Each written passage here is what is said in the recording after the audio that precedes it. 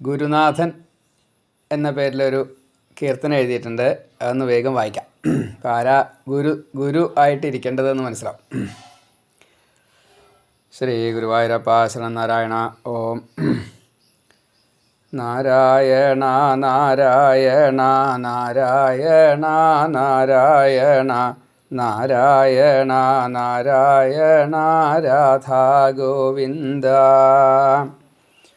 ശാസ്ത്രസാരം അറിയണം, സംശയങ്ങൾ തീർത്തിടേണം, ആചാരങ്ങൾ അനുഷ്ഠിക്കൽ ശീലമാക്കേണം.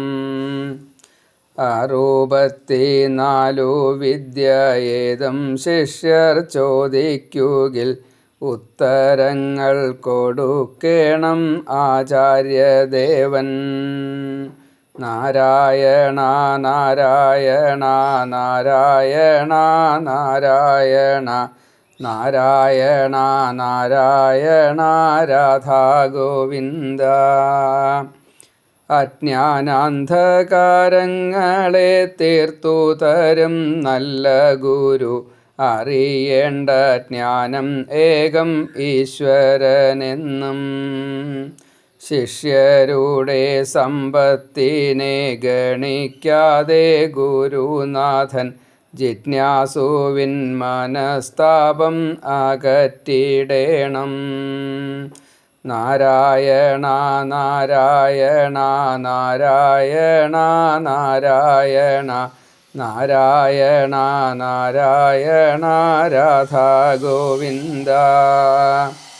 ബാഹ്യാഭ്യന്തര ശുദ്ധനായി സ്വധർമാനുഷ്ഠാനം ചെയ്ത്, സന്തുഷ്ടനായി ചരിക്കേണം നിഷ്ഠയോടെന്നും.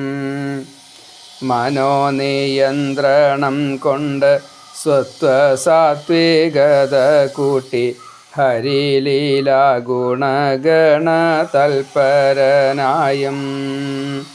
നാരായണ നാരായണ നാരായണ നാരായണ നാരായണ നാരായണ രാധാ ഗോവിന്ദ. ഭഗവാന്റെ സൃഷ്ടികളിൽ കാണുന്നതാം അതുല്യത മായയാണെന്നറിഞ്ഞിട്ടതൊന്നും കടക്കാൻ. വിഷയങ്ങൾ ശരീരത്തെ ഇന്ദ്രിയ സുഖദുഃഖമായി കീഴടക്കാതെന്നും വിഷ്ണു ഹൃത്തിലുള്ളവർ. നാരായണ നാരായണ നാരായണ നാരായണ നാരായണ നാരായണ രാധാ ഗോവിന്ദ. സർവഭൂതങ്ങളിലും ആഭേദബുദ്ധി സ്ഫുരിപ്പിക്കും, ശാസ്ത്രതത്വം ഉപദേശം ചെയ്യും ആചാര്യൻ. ശോകമോഹഭയങ്ങളെ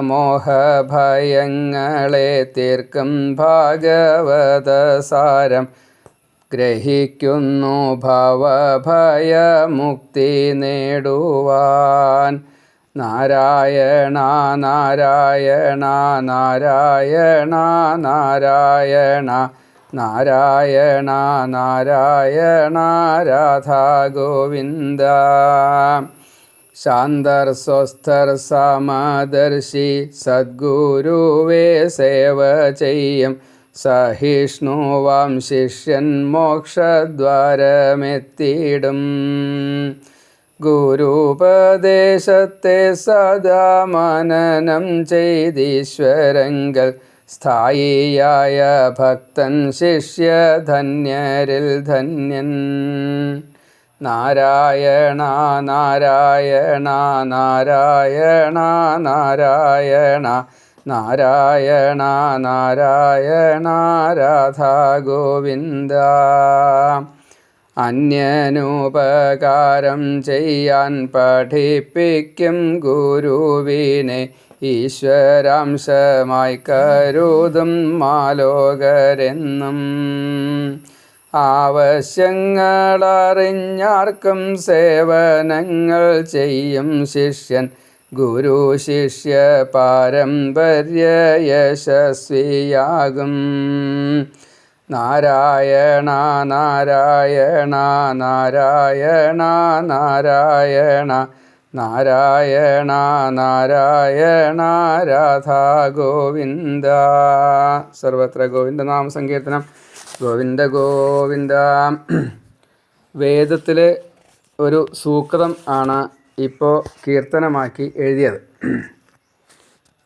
മന്നാഥ ശ്രീ ജഗന്നാഥ മദ്ഗുരു ശ്രീ ജഗദ്ഗുരു മമാത്മാ സർവഭൂതാത്മാ തസ്മൈ ശ്രീ ഗുരവേ നമ. ആ ഗുരുവാണ് ഈ ശ്രീകൃഷ്ണൻ. ആ ശ്രീകൃഷ്ണൻ രാധയോടൊത്താണ് ഭൂപ്രവേശം ചെയ്തത്.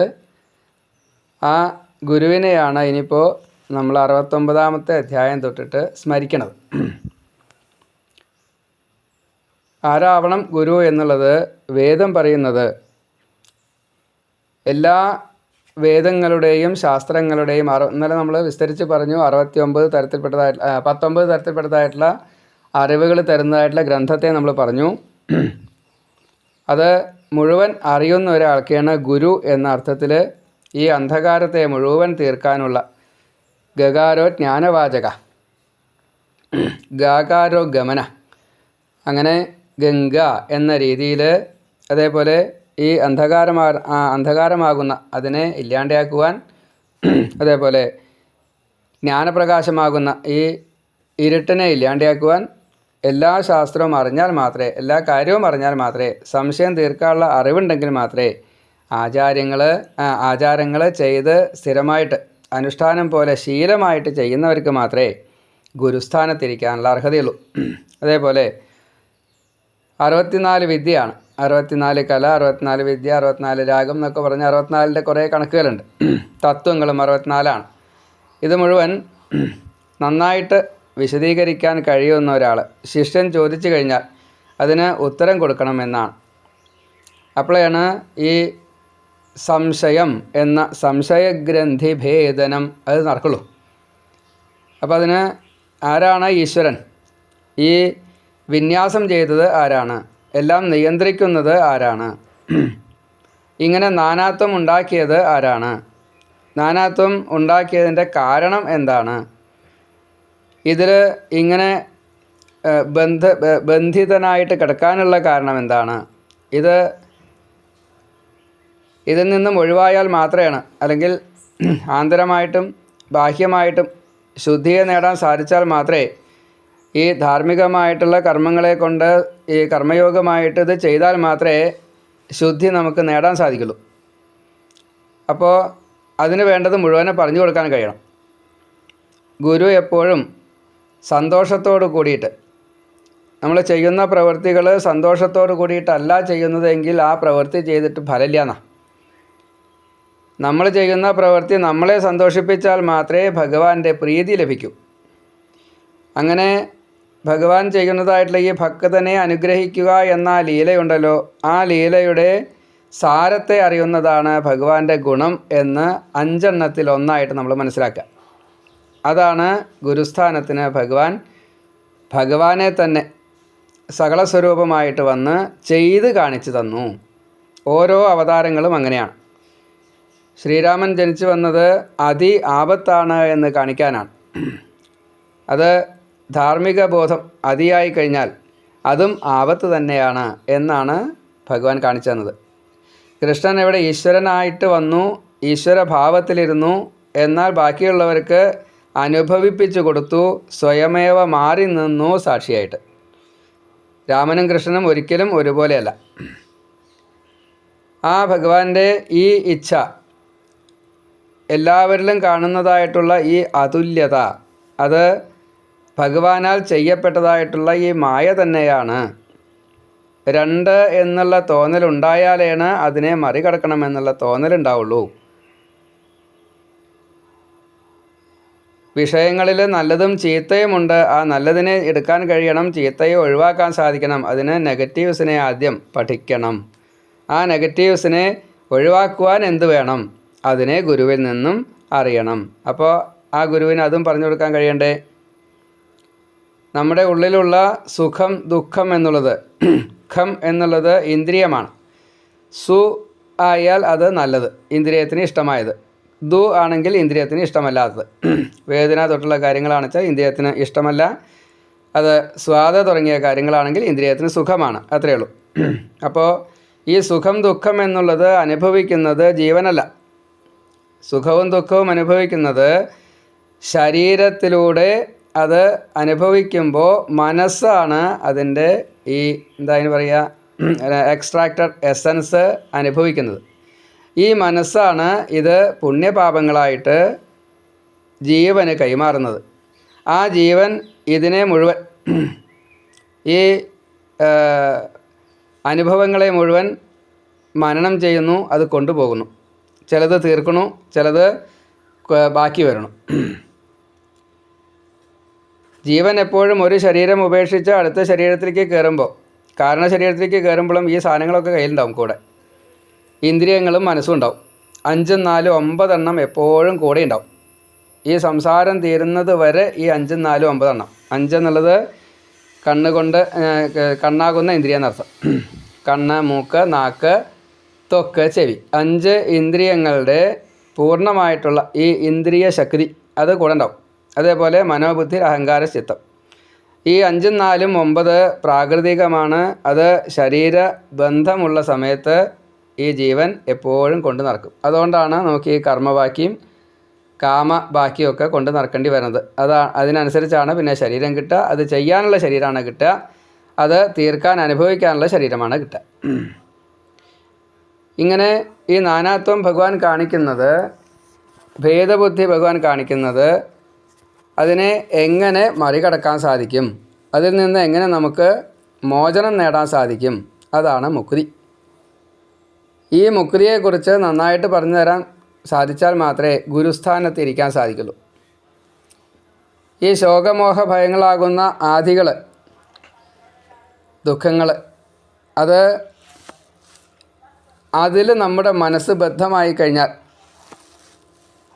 ശോകത്തിൽ നമ്മൾ ബുദ്ധി വയ്ക്കേണ്ട, അതായത് ദുഃഖത്തെ പോലും സുഖമായിട്ട് കണക്കാക്കണം എന്നാ. എങ്ങനെയാണ് കണക്കാക്കേണ്ടത്? നാം അനുഭവിക്കുന്നതായിട്ടുള്ള വിഷമങ്ങൾ, സമമല്ലാത്ത ഇതെല്ലാം പ്രാരബ്ധം തീർക്കുവാൻ വേണ്ടിയിട്ടാണ്. അത് തീർന്നു കിട്ടിയില്ലോ. ഒരാൾ നമ്മളെ അവമാനിച്ചു എന്ന് കൂട്ടാം. ആ അവമാനിച്ചത് ഞാൻ പണ്ട് ഏതോ ജന്മത്തിൽ ഇങ്ങനെ ചെയ്തിട്ടുണ്ട്, അതിപ്പോൾ തീർന്നു കിട്ടിയില്ലോ. നമുക്ക് വേദനയായി എന്ന് കൂട്ടാം, ശരീരത്തിന് വേദനയായി എന്ന് കൂട്ടാം. ഞാൻ ആരെയോ എപ്പോഴോ വേദനിപ്പിച്ചിട്ടുണ്ട്, അത് തീർന്നു കിട്ടിയില്ലോ. കുറച്ച് നഷ്ടപ്പെട്ടു എന്ന് കൂട്ടാം, സാമ്പത്തികം എന്തായാലും. ഞാൻ ആരുടെയോ എന്തോ കട്ടിട്ടുണ്ട്, അതാണല്ലോ ഇപ്പോൾ ഇങ്ങനെ നഷ്ടമായത്. ഇങ്ങനെ ധരിക്കാൻ സാധിക്കണം. അപ്പോഴാണ് ദുഃഖത്തിനെ സുഖമായിട്ട് കണക്കാക്കാൻ സാധിക്കുക. ഇങ്ങനെ ഈ ആദികളെ മുഴുവൻ തീർക്കാൻ എപ്പോഴാണോ സാധിക്കുന്നത്, അപ്പോൾ മനസ്സ് ശാന്തഭാവത്തിലെത്തും, സാത്വിക ഭാവത്തിലെത്തും, സ്വസ്ഥത കിട്ടും. മനസ്സിന് സ്വസ്ഥത കിട്ടിയാൽ സ്വാഭാവികമായിട്ടും ശരീരത്തിന് സ്വസ്ഥത കിട്ടും. ഒരു സമദർശി ഭാവം കിട്ടും. അപ്പോൾ യഥാർത്ഥത്തിലുള്ള ആത്മജ്ഞഭാവം നൽകാനുള്ള ഗുരുവിനെ കിട്ടും. മറ്റു നമ്മൾ ജനിച്ചന്ന് മുതൽ മാതാപിതാ ഗുരു ഒക്കെ ദൈവ. പിന്നെ വരുന്ന മാഷന്മാരൊക്കെ നമ്മുടെ മാഷന്മാരും ടീച്ചർമാരൊക്കെ നമ്മുടെ ഗുരു.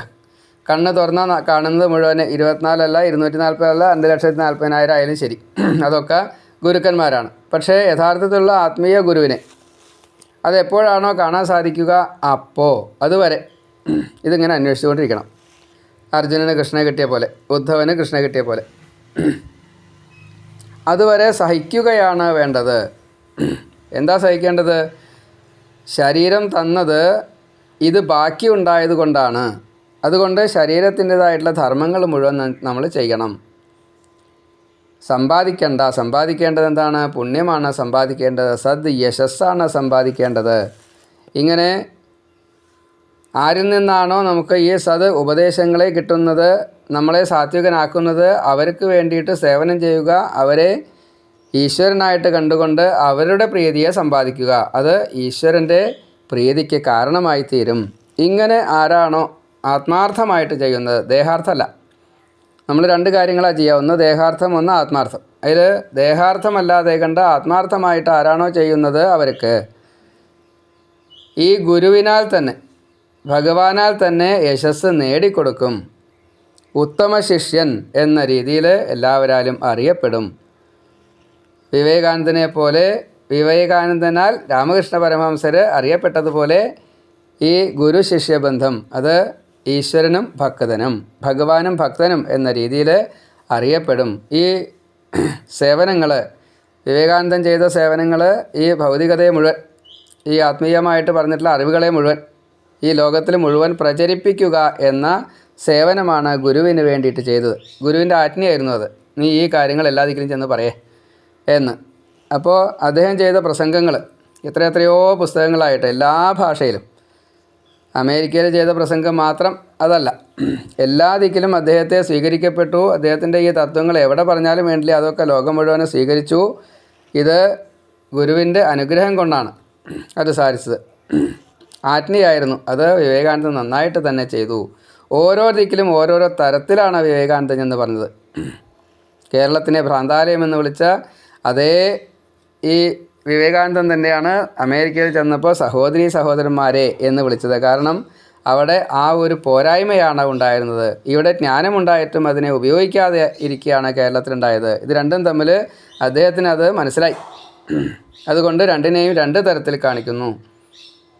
ഇങ്ങനെ യഥാർത്ഥത്തിലുള്ള ഗുരു ആരാണ്, യഥാർത്ഥത്തിലുള്ള ശിഷ്യൻ ആരാണ് എന്ന് വേദത്തിൽ പറഞ്ഞതിൻ്റെ മലയാളത്തിലാക്കിയ ഒരു കീർത്തനമാണ് ഇപ്പോൾ ഞാൻ നിങ്ങൾക്ക് ചൊല്ലിത്തന്നത്. അപ്പോൾ ഇതുപോലെ തന്നെ ആയിരിക്കും നല്ല സദ്ഗുരുക്കന്മാർ അവിടെ ആയിട്ട് പലതും പറഞ്ഞിട്ടുണ്ടാവാം. പക്ഷെ നമുക്കത് ആ രീതിയിൽ അതിനെ എടുക്കാൻ സാധിക്കുന്നില്ല. വേണ്ടത് വേണ്ട പോലെ സ്വീകരിക്കാൻ സാധിക്കുന്നില്ല. സ്വീകരിക്കാൻ എപ്പോഴാണോ സാധിക്കുന്നത് അപ്പോൾ നമുക്ക് കൃഷ്ണനെ അറിയാൻ സാധിക്കും. ആരാ കൃഷ്ണൻ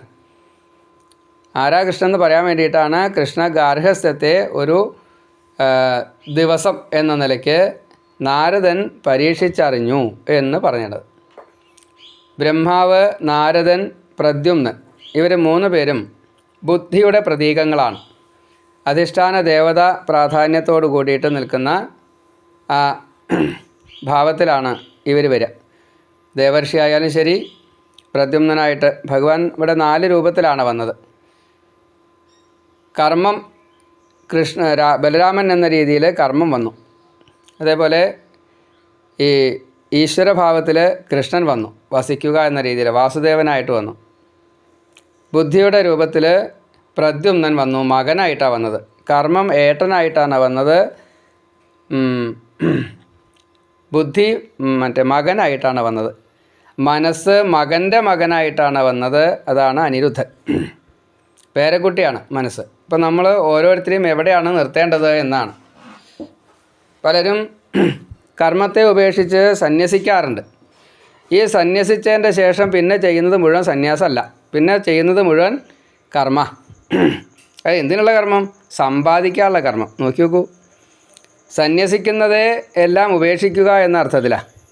അത് കഴിഞ്ഞ് പിന്നെ സ്വീകരിക്കുന്നത് മുഴുവനെ ധനമുണ്ടാക്കാനോ അല്ലെങ്കിൽ യശസ് ഉണ്ടാക്കാനോ അതിലച്ച അറിവുണ്ടാക്കാനോ അല്ലെങ്കിൽ ശിഷ്യന്മാരെ ഉണ്ടാക്കാനോ ചെയ്യുന്നത് മുഴുവനും അബദ്ധ. സന്യാസം കേമം എന്നും പറയും. അപ്പോൾ അത് സന്യാസമല്ല. ആ സന്യാസം അംഗീകരിക്കാൻ പറ്റില്ല, അല്ലെങ്കിൽ പുരാണങ്ങൾ അംഗീകരിച്ചിട്ടില്ല എന്ന് സാരം. സന്യാസം എന്നുള്ളതിൻ്റെ ലക്ഷ്യം അതല്ല. അപ്പോൾ ഇങ്ങനെ പാഖണ്ഡമതാവരുത് നമ്മുടെ പ്രവർത്തനങ്ങൾ. കാരണം ഇത്രയും കൂടുതൽ അറിവ് നമുക്കുണ്ടായിട്ടും നമ്മൾ എന്തിന് ഇതിന് നിൽക്കണു?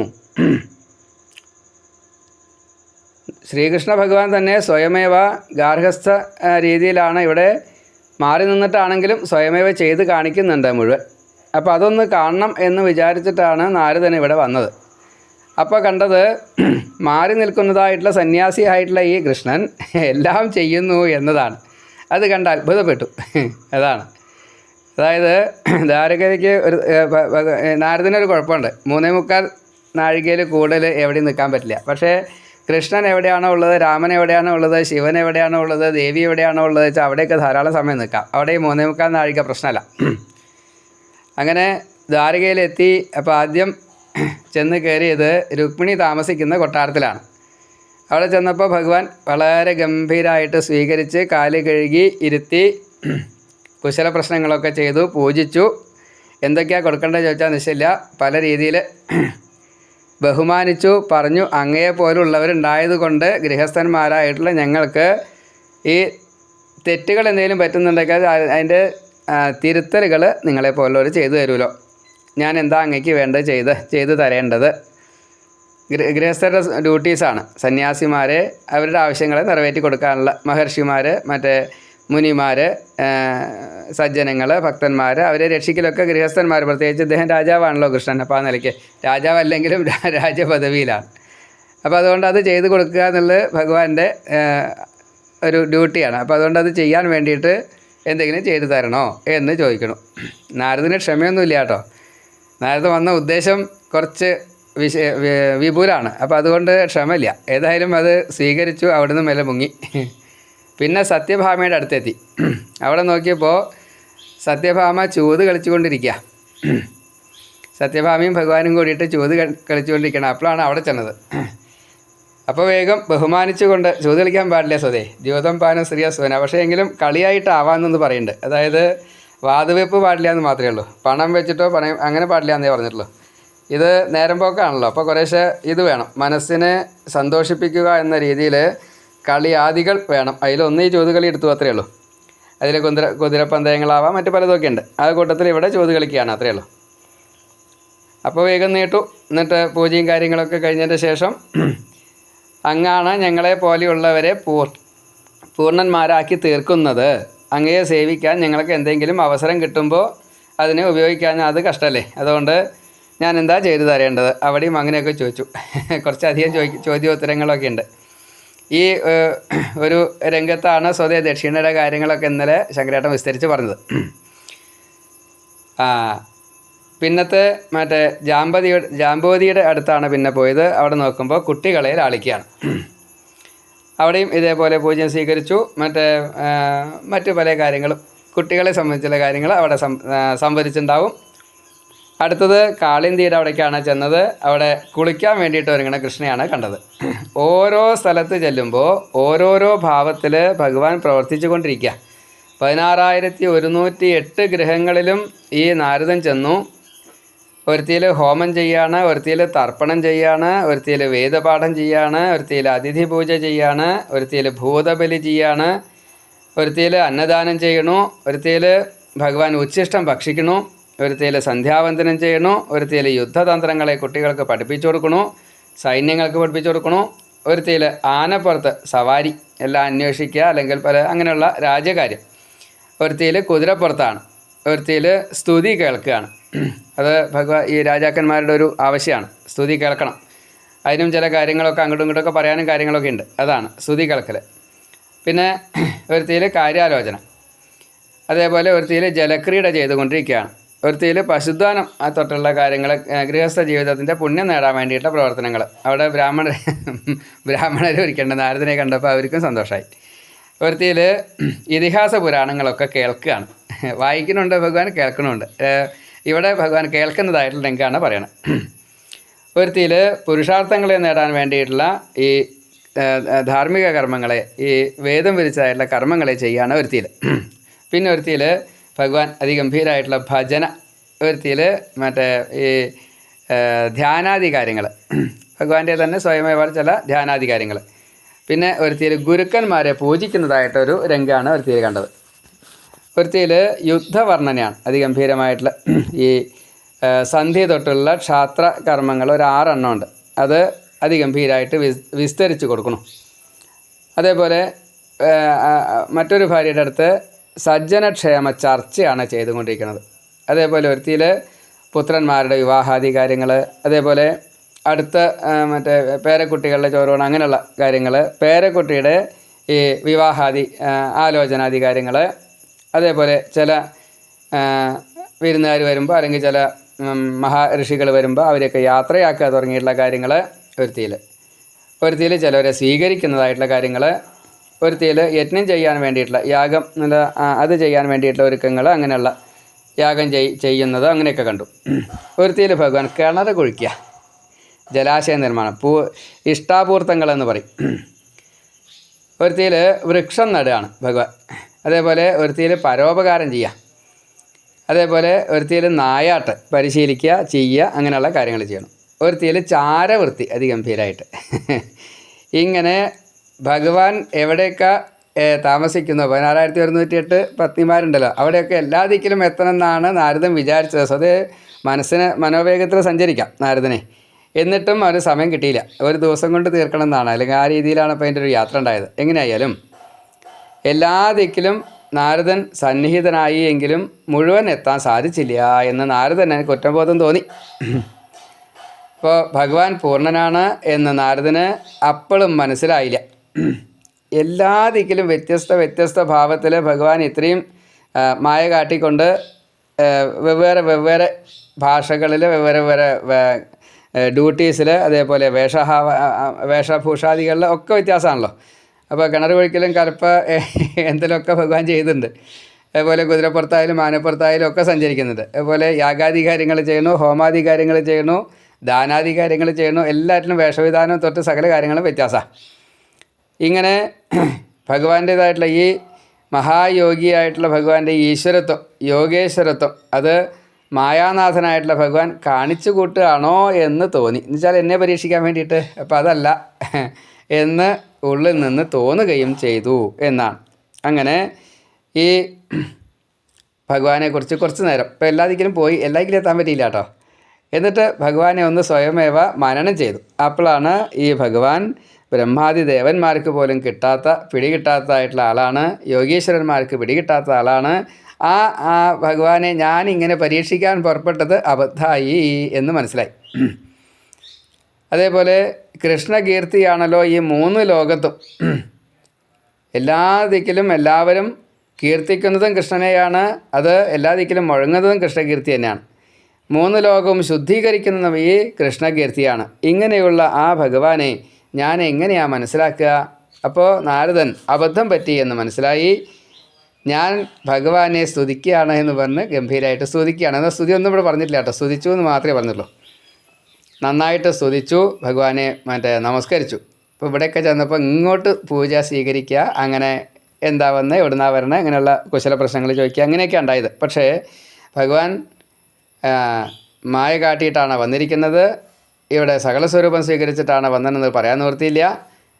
അങ്ങനെയുള്ള ഭഗവാന്റെ ഈ 3 ലോകത്തും ഭഗവാന്റെ യശസ്സിനെ എല്ലാവരും പാടുമ്പോൾ ഞാനത് ചെയ്തിട്ടില്ലെങ്കിൽ എന്ന തോന്നലിലേക്ക് നാരദൻ നല്ലോണം ഏറ്റവും അടിയിലേക്ക് എത്തി. അതുകൊണ്ട് ആ കുറ്റബോധം എന്നിട്ട് അത് ഒഴിവാവണമല്ലോ. ചെയ്യുന്നത് തെറ്റാണെന്ന് വെച്ചാൽ അതിൽ നിന്നും മോചനം നേടണമെച്ചാൽ ഇങ്ങനെ ഒരു ഭാവത്തിലെത്തിയാലേ പറ്റുള്ളൂ. അതെത്തി ഭഗവാനെ നന്നായിട്ട് തന്നെ സ്തുതിച്ചു. സ്തുതിച്ച് കഴിഞ്ഞപ്പോൾ പിന്നത്തെ ഗൃഹത്തിലെത്തി കഴിഞ്ഞപ്പോൾ ഭഗവാൻ നേരിട്ട് സ്വീകരിച്ചു. മഹർഷി, അങ്ങ് എല്ലാവർക്കും ധർമ്മത്തെ ഉപദേശിക്കണം കേട്ടോ. ഞാൻ ഈ കാണിക്കുന്നത് മുഴുവന് ലോകര് മുഴുവന് ഇപ്രകാരത്തിൽ അവരവരുടേതായിട്ടുള്ള ഡ്യൂട്ടീസ് ചെയ്യണം എന്നാണ്. ഇപ്പം എന്താ ഉണ്ടായത്? നമ്മൾ ഓരോരുത്തരും അവരവർക്ക് വിധിക്കപ്പെട്ടതായിട്ടുള്ള ധാർമ്മിക കർമ്മങ്ങളാണ് ചെയ്യേണ്ടത്. എല്ലാവരും ഒരേപോലെ ഒരേ ഡ്യൂട്ടി ചെയ്താൽ എന്താ ഉണ്ടാവുക? എല്ലാവരും മാഷന്മാരായാൽ, എല്ലാവരും പോലീസുകാരായാൽ, എല്ലാവരും ഗൃഹസ്ഥന്മാരായാൽ, എല്ലാവരും ഉദ്യോഗക്കാരായാൽ, ഇങ്ങനെ എല്ലാവരും ബ്രാഹ്മണരായാൽ, അപ്പോൾ അതൊക്കെ പഴയ്ക്കും. അങ്ങനെയൊന്നും പാടില്ല. എല്ലാവർക്കും എല്ലാവരുടേതായിട്ടുള്ള ഡ്യൂട്ടീസ് ഭഗവാൻ ഈ വർണ്ണാശ്രമ ധർമ്മത്തിൽ നിശ്ചയിച്ചിട്ടുണ്ട്. അതൊക്കെ ഭഗവാൻ ഈ പലതരത്തിലുള്ള ജീവിതം കാണിച്ചു കൊടുക്കുകയാണ് നാരദന് വേണ്ടിയിട്ട്. ഈ 16,108 പേരും ഒരേപോലെ രാജകുമാരിമാരും ഈ ഭഗവാൻ ഒരു രാജാവും എന്ന നിലയ്ക്കായിരുന്നില്ല അവിടെ. എല്ലാ ഡ്യൂട്ടീസും ഭഗവാൻ ചെയ്തായിരുന്നു. അതുകൊണ്ടാണല്ലോ കിണർ കുഴിക്കൽ ഭഗവാൻ ചെയ്തു, കലപ്പ എന്തൽ ഭഗവാൻ ചെയ്തു, ബ്രാഹ്മണ വൃത്തികൾ ഭഗവാൻ ചെയ്തു, ശൂദ്രവൃത്തികൾ ഭഗവാൻ ചെയ്തു എന്ന് പറയാനുള്ള കാരണം എന്താ? ഇത് ലോകരെല്ലാവരും അറിയണം. അല്ലാണ്ട് എല്ലാവർക്കും ഈ ഒരേ ഡ്യൂട്ടി കൊടുത്തു കഴിഞ്ഞാൽ ഈ ഭൂമി എങ്ങനെയാണ് നിലനിൽക്കുക? കാർഷിക വൃത്തി ഇല്ലാഞ്ഞാൽ ഊണഴിക്കാൻ പറ്റുമോ? അല്ലെങ്കിൽ ഭരണപരമായിട്ടുള്ള കാര്യങ്ങൾ ചെയ്യാതിരുന്നു കഴിഞ്ഞാൽ അപ്പോൾ മറ്റു കാര്യങ്ങളൊക്കെ അവതാളത്തിലാവില്ലേ? രാജ്യരക്ഷ ചെയ്യാതിരുന്നു കഴിഞ്ഞാൽ അത് അബദ്ധമാവില്ലേ? അവരവരുടേതായിട്ടുള്ള ഡ്യൂട്ടികൾ അവരവർ ചെയ്യണം. ഒപ്പം ഈ ഈശ്വര സേവയും വേണം. എല്ലാവർക്കും ഈ തുല്യാവകാശമുണ്ട്, സമഭാവന വേണം. യദ്യപി തുല്യദർശനാത് പ്രത്യേകം പറഞ്ഞിട്ടുണ്ട്. സമഭാവനനാണ് ഭഗവാൻ. ഈ സമഭാവന ഉള്ളപ്പോഴും ഭഗവാൻ എന്ത് ചെയ്തായിരുന്നു? അവരവരുടേതായിട്ടുള്ള ഡ്യൂട്ടീസ് ചെയ്യാത്തവരെ ഭഗവാൻ ശിക്ഷിച്ചായിരുന്നു. അതേപോലെ തന്നെ കൂടുതലായിട്ട് എന്തെങ്കിലും അധികമായിട്ട് ചെയ്യുക, അവനവൻ്റെ ഡ്യൂട്ടി കഴിഞ്ഞിട്ട് പിന്നെയും കൂടുതൽ ചെയ്യുക, അവരെ ഭഗവാൻ അപ്രീഷിയേറ്റ് ചെയ്തായിരുന്നു, അവരെ ഭഗവാൻ ബഹുമാനിച്ചായിരുന്നു, അവരെ ഉയർത്തിക്കൊണ്ടുവന്നായിരുന്നു. ഇതൊക്കെ നാരദൻ കണ്ടു എന്നാ. ഇതെന്തിനു വേണ്ടിയിട്ടാണ്? നാരദ, ഞാൻ അങ്ങേ ഇങ്ങോട്ട് വിളിച്ചതാണ്. അതുവരെ അങ്ങോട്ട് മഹർഷി എന്നൊക്കെ പറഞ്ഞിട്ടേ അങ്ങ് ഇപ്പോൾ എന്നാൽ ഇതേപോലെ മായ ബാധിക്കപ്പെട്ട് അങ്ങിപ്പോൾ ദുഃഖിതനാണ്. ഈ ദുഃഖം ഇനി വേണ്ട കേട്ടോ. ഞാൻ അങ്ങയെ ഇത് മനസ്സിലാക്കി തരുവാൻ വേണ്ടിയിട്ടാണ് ഇവിടെ വിളിച്ചു വരുത്തിയത്. അങ്ങ് എൻ്റെ പുത്രൻ്റെ പുത്രനാണ്, എൻ്റെ പൗത്രനാണ്. ബ്രഹ്മാവ് ഭഗവാന്റെ പുത്രനാണ്, ബ്രഹ്മാവിൻ്റെ പുത്രനാണ് നാരദൻ. അതുകൊണ്ട് പുത്ര എന്നേ വിളിച്ചിട്ടുള്ളൂ, പൗത്ര എന്ന് വിളിച്ചിട്ടില്ല. എന്നാലും ശരി, അങ്ങ് ദുഃഖിക്കേണ്ട ആവശ്യമില്ല കേട്ടോ, പുത്ര എന്ന് വിളിച്ചും കൊണ്ടാണ്. മാഖിത, ദുഃഖിക്കണ്ട. എന്താ കാരണം? ഞാൻ അങ്ങയെ ഇവിടെ വിളിച്ചു വരുത്തിയത് അങ്ങ് ഇത് കാണാനല്ല, അങ്ങ് ഇത് കണ്ടിട്ട് ബാക്കിയുള്ളവരോട് ഈ കാര്യങ്ങൾ മുഴുവൻ കൃഷ്ണൻ ഇങ്ങനെയാണ് ചെയ്തേർന്നത്, അതുകൊണ്ട് കൃഷ്ണൻ ഇങ്ങനെ ചെയ്തു വെച്ചാൽ നമ്മളും അങ്ങനെ ചെയ്യണ്ടേ. ഞാനിപ്പോൾ ഏത് കുലത്തിലായിരിക്കുന്നത്? ഞാൻ ചെരുപ്പ് കുത്തിയാണ്. അപ്പോൾ ഞാൻ ചെരുപ്പ് കുത്തുക തന്നെ വേണം. അപ്പോൾ ഏത് തൊഴിലാണോ നാം ചെയ്യേണ്ടത് അത് ചെയ്യുക തന്നെ വേണം. അതിൽ നിന്ന് ആ ഭാവത്തിൽ നിന്ന് തന്നെ ചെയ്യണം, അല്ലാണ്ട് മറ്റു ചെയ്തിട്ട് കാര്യമില്ല. ആ ഭാവത്തിൽ തന്നെ ചെയ്യണം. ഒപ്പം ഈ ഭഗവത് സ്മൃതിയോട് കൂടിയിട്ട് അവർക്ക് തന്നെ പൊതുസേവനങ്ങൾ വേറെ ചെയ്യാൻ സാധിക്കും. അത് അഡീഷണൽ ഡ്യൂട്ടിയാണ്. ഈ അഡീഷണൽ ഡ്യൂട്ടിയെ ഭഗവാൻ കൂടുതൽ ബഹുമാനിക്കുന്നു. അതും അവിടെ കാണിച്ചു. ത്രിലോകീ ഗൃഹസ്ഥൻ ആണ്. വിഷ്ണുഭുജംഗ പ്രയാദത്തിൽ വളരെ വിസ്തരിച്ച് പറഞ്ഞിരിക്കുന്നു. ത്രിലോകീ ഗൃഹസ്ഥനായിട്ടുള്ള ഭഗവാനെ നമസ്കരിക്കുന്നു. ഇവിടെ ഗൃഹസ്ഥധർമ്മം എപ്രകാരത്തിലാണോ ആചരിക്കേണ്ടത്, ആശ്രമത്തിനനുസരിച്ചും കുലത്തിനനുസരിച്ചും പ്രായത്തിനനുസരിച്ചും വർണ്ണത്തിനനുസരിച്ചും നമ്മുടെ വിദ്യക്കനുസരിച്ചും നമ്മുടെ കഴിവിനനുസരിച്ചും. വിദ്യ ഉണ്ടായതുകൊണ്ട് കാര്യമില്ല, നല്ലോണം വിദ്യ ഉണ്ട്, പക്ഷേ പ്രയോഗിക്കാൻ അറിയില്ല. നല്ലോണം പ്രയോഗിക്കാൻ അറിയാം, ഒന്നും പഠിച്ചിട്ടില്ല വെച്ചാലോ, രണ്ടും തമ്മിൽ ടാലിയാവില്ല. അപ്പോൾ ഇത് രണ്ടും ടാലി ആക്കിയായിരുന്നു ഭഗവാനെ. അതിനെ കാണിച്ചു കൊടുക്കാൻ വേണ്ടിയിട്ടാണ് നാരം തം പരമാത്മകം ഇതി നാരദ. നാരം എന്നുള്ളത് ജീവജാലങ്ങളാണ്. ഈ ജീവജാലങ്ങളെ പരമാത്മാവിൽ എത്തിക്കുക എന്ന പ്രവൃത്തിയാണ് നാരദൻ ചെയ്യുന്നത്. ഈ ഏഷണിക്കാരൻ എന്ന് നാരദന് പേര് വരാൻ തന്നെ കാരണം ഏഷണാത്രയത്തെ ഇല്ലാണ്ടാക്കുന്നവൻ എന്ന സംസ്കൃത വാക്കാ. വിത്തേഷണ, പുത്രേഷണ, ലോകേഷണ എന്ന് 3 ഏഷണകളുണ്ട്. ഏഷണാത്രയം എന്നതിന് പറയാം. ഈ ഏഷണകളെ ആരാണോ അധികമായിട്ട് ആസക്തിയോട് കൂടിയിട്ട് ചിന്തിക്കുന്നത്, ഇപ്പോൾ ധനത്തിനോട് കൂടുതൽ ആർത്തി ഉണ്ടെങ്കിൽ ആ ആർത്തിയെ ഇല്ലാണ്ടാക്കാൻ ഭഗവാൻ അവിടെ ഈ നാരദനെ പറഞ്ഞേക്കും. നാരദൻ ആ തെറ്റിനെ ചൂണ്ടിക്കാണിച്ചുകൊണ്ട് അയാളെ അതിൽ നിന്നും പിന്തിരിപ്പിച്ച് ഒന്നുകിൽ ആ ജന്മം അങ്ങനെ അവസാനിക്കും, അതല്ലാച്ചാൽ തിരുത്തപ്പെടും. അതേപോലെ പുത്രൻ തൊട്ടുള്ള ഭാര്യ, പുത്രൻ, ബന്ധുക്കൾ, സന്ധുബന്ധുക്കൾ, മറ്റേ പലതും ഉണ്ടല്ലോ, അതിൽ ഒരു വല്ലാത്ത ആസക്തി ഉണ്ട് ചിലവർക്ക്. ഞാനില്ലാച്ചാൽ ഈ കുടുംബം എങ്ങനെയാണ് ഗൗളി ഉത്തരം താങ്ങണം കേട്ടാ.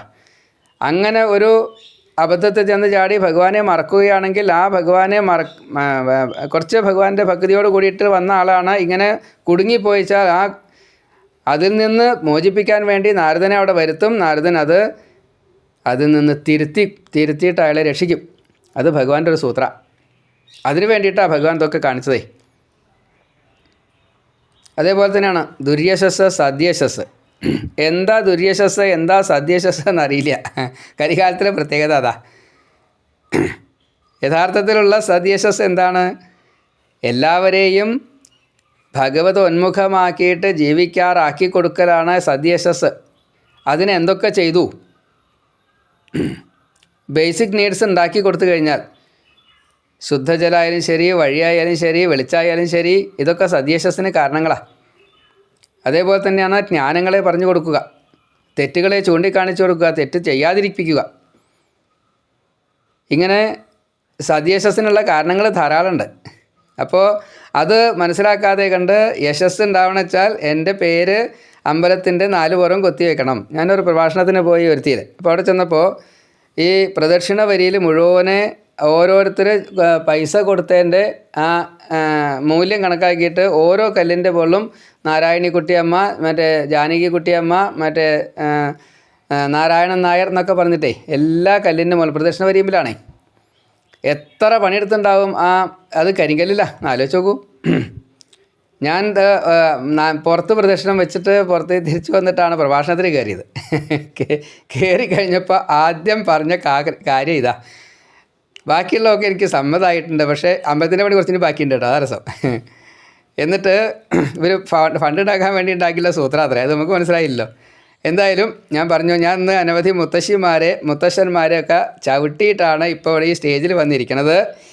ഇനി ഇങ്ങനെ മുത്തശ്ശന്മാരെയും മുത്തശ്ശിമാരെയും ചവിട്ടാനുള്ളൊരു അവസരം നിങ്ങൾ ഉണ്ടാക്കരുതെന്ന് പറഞ്ഞ് അതൊരു അരമണിക്കൂർ വിശദീകരിച്ചു. അതിനുശേഷം ആ അമ്പലത്തിലുള്ളവർ എന്നെ പ്രഭാഷണത്തിന് നല്ല വായനയ്ക്ക് ഏൽപ്പിച്ചതാണ്. വായനയ്ക്ക് വിളിച്ചില്ല.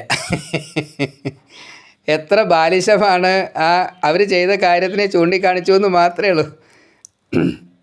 അത് മൈക്കിൽ എന്തിനാ പറഞ്ഞതെന്നാണ് ചോദ്യം. ഇപ്പം എന്തേ മനസ്സിലായേ?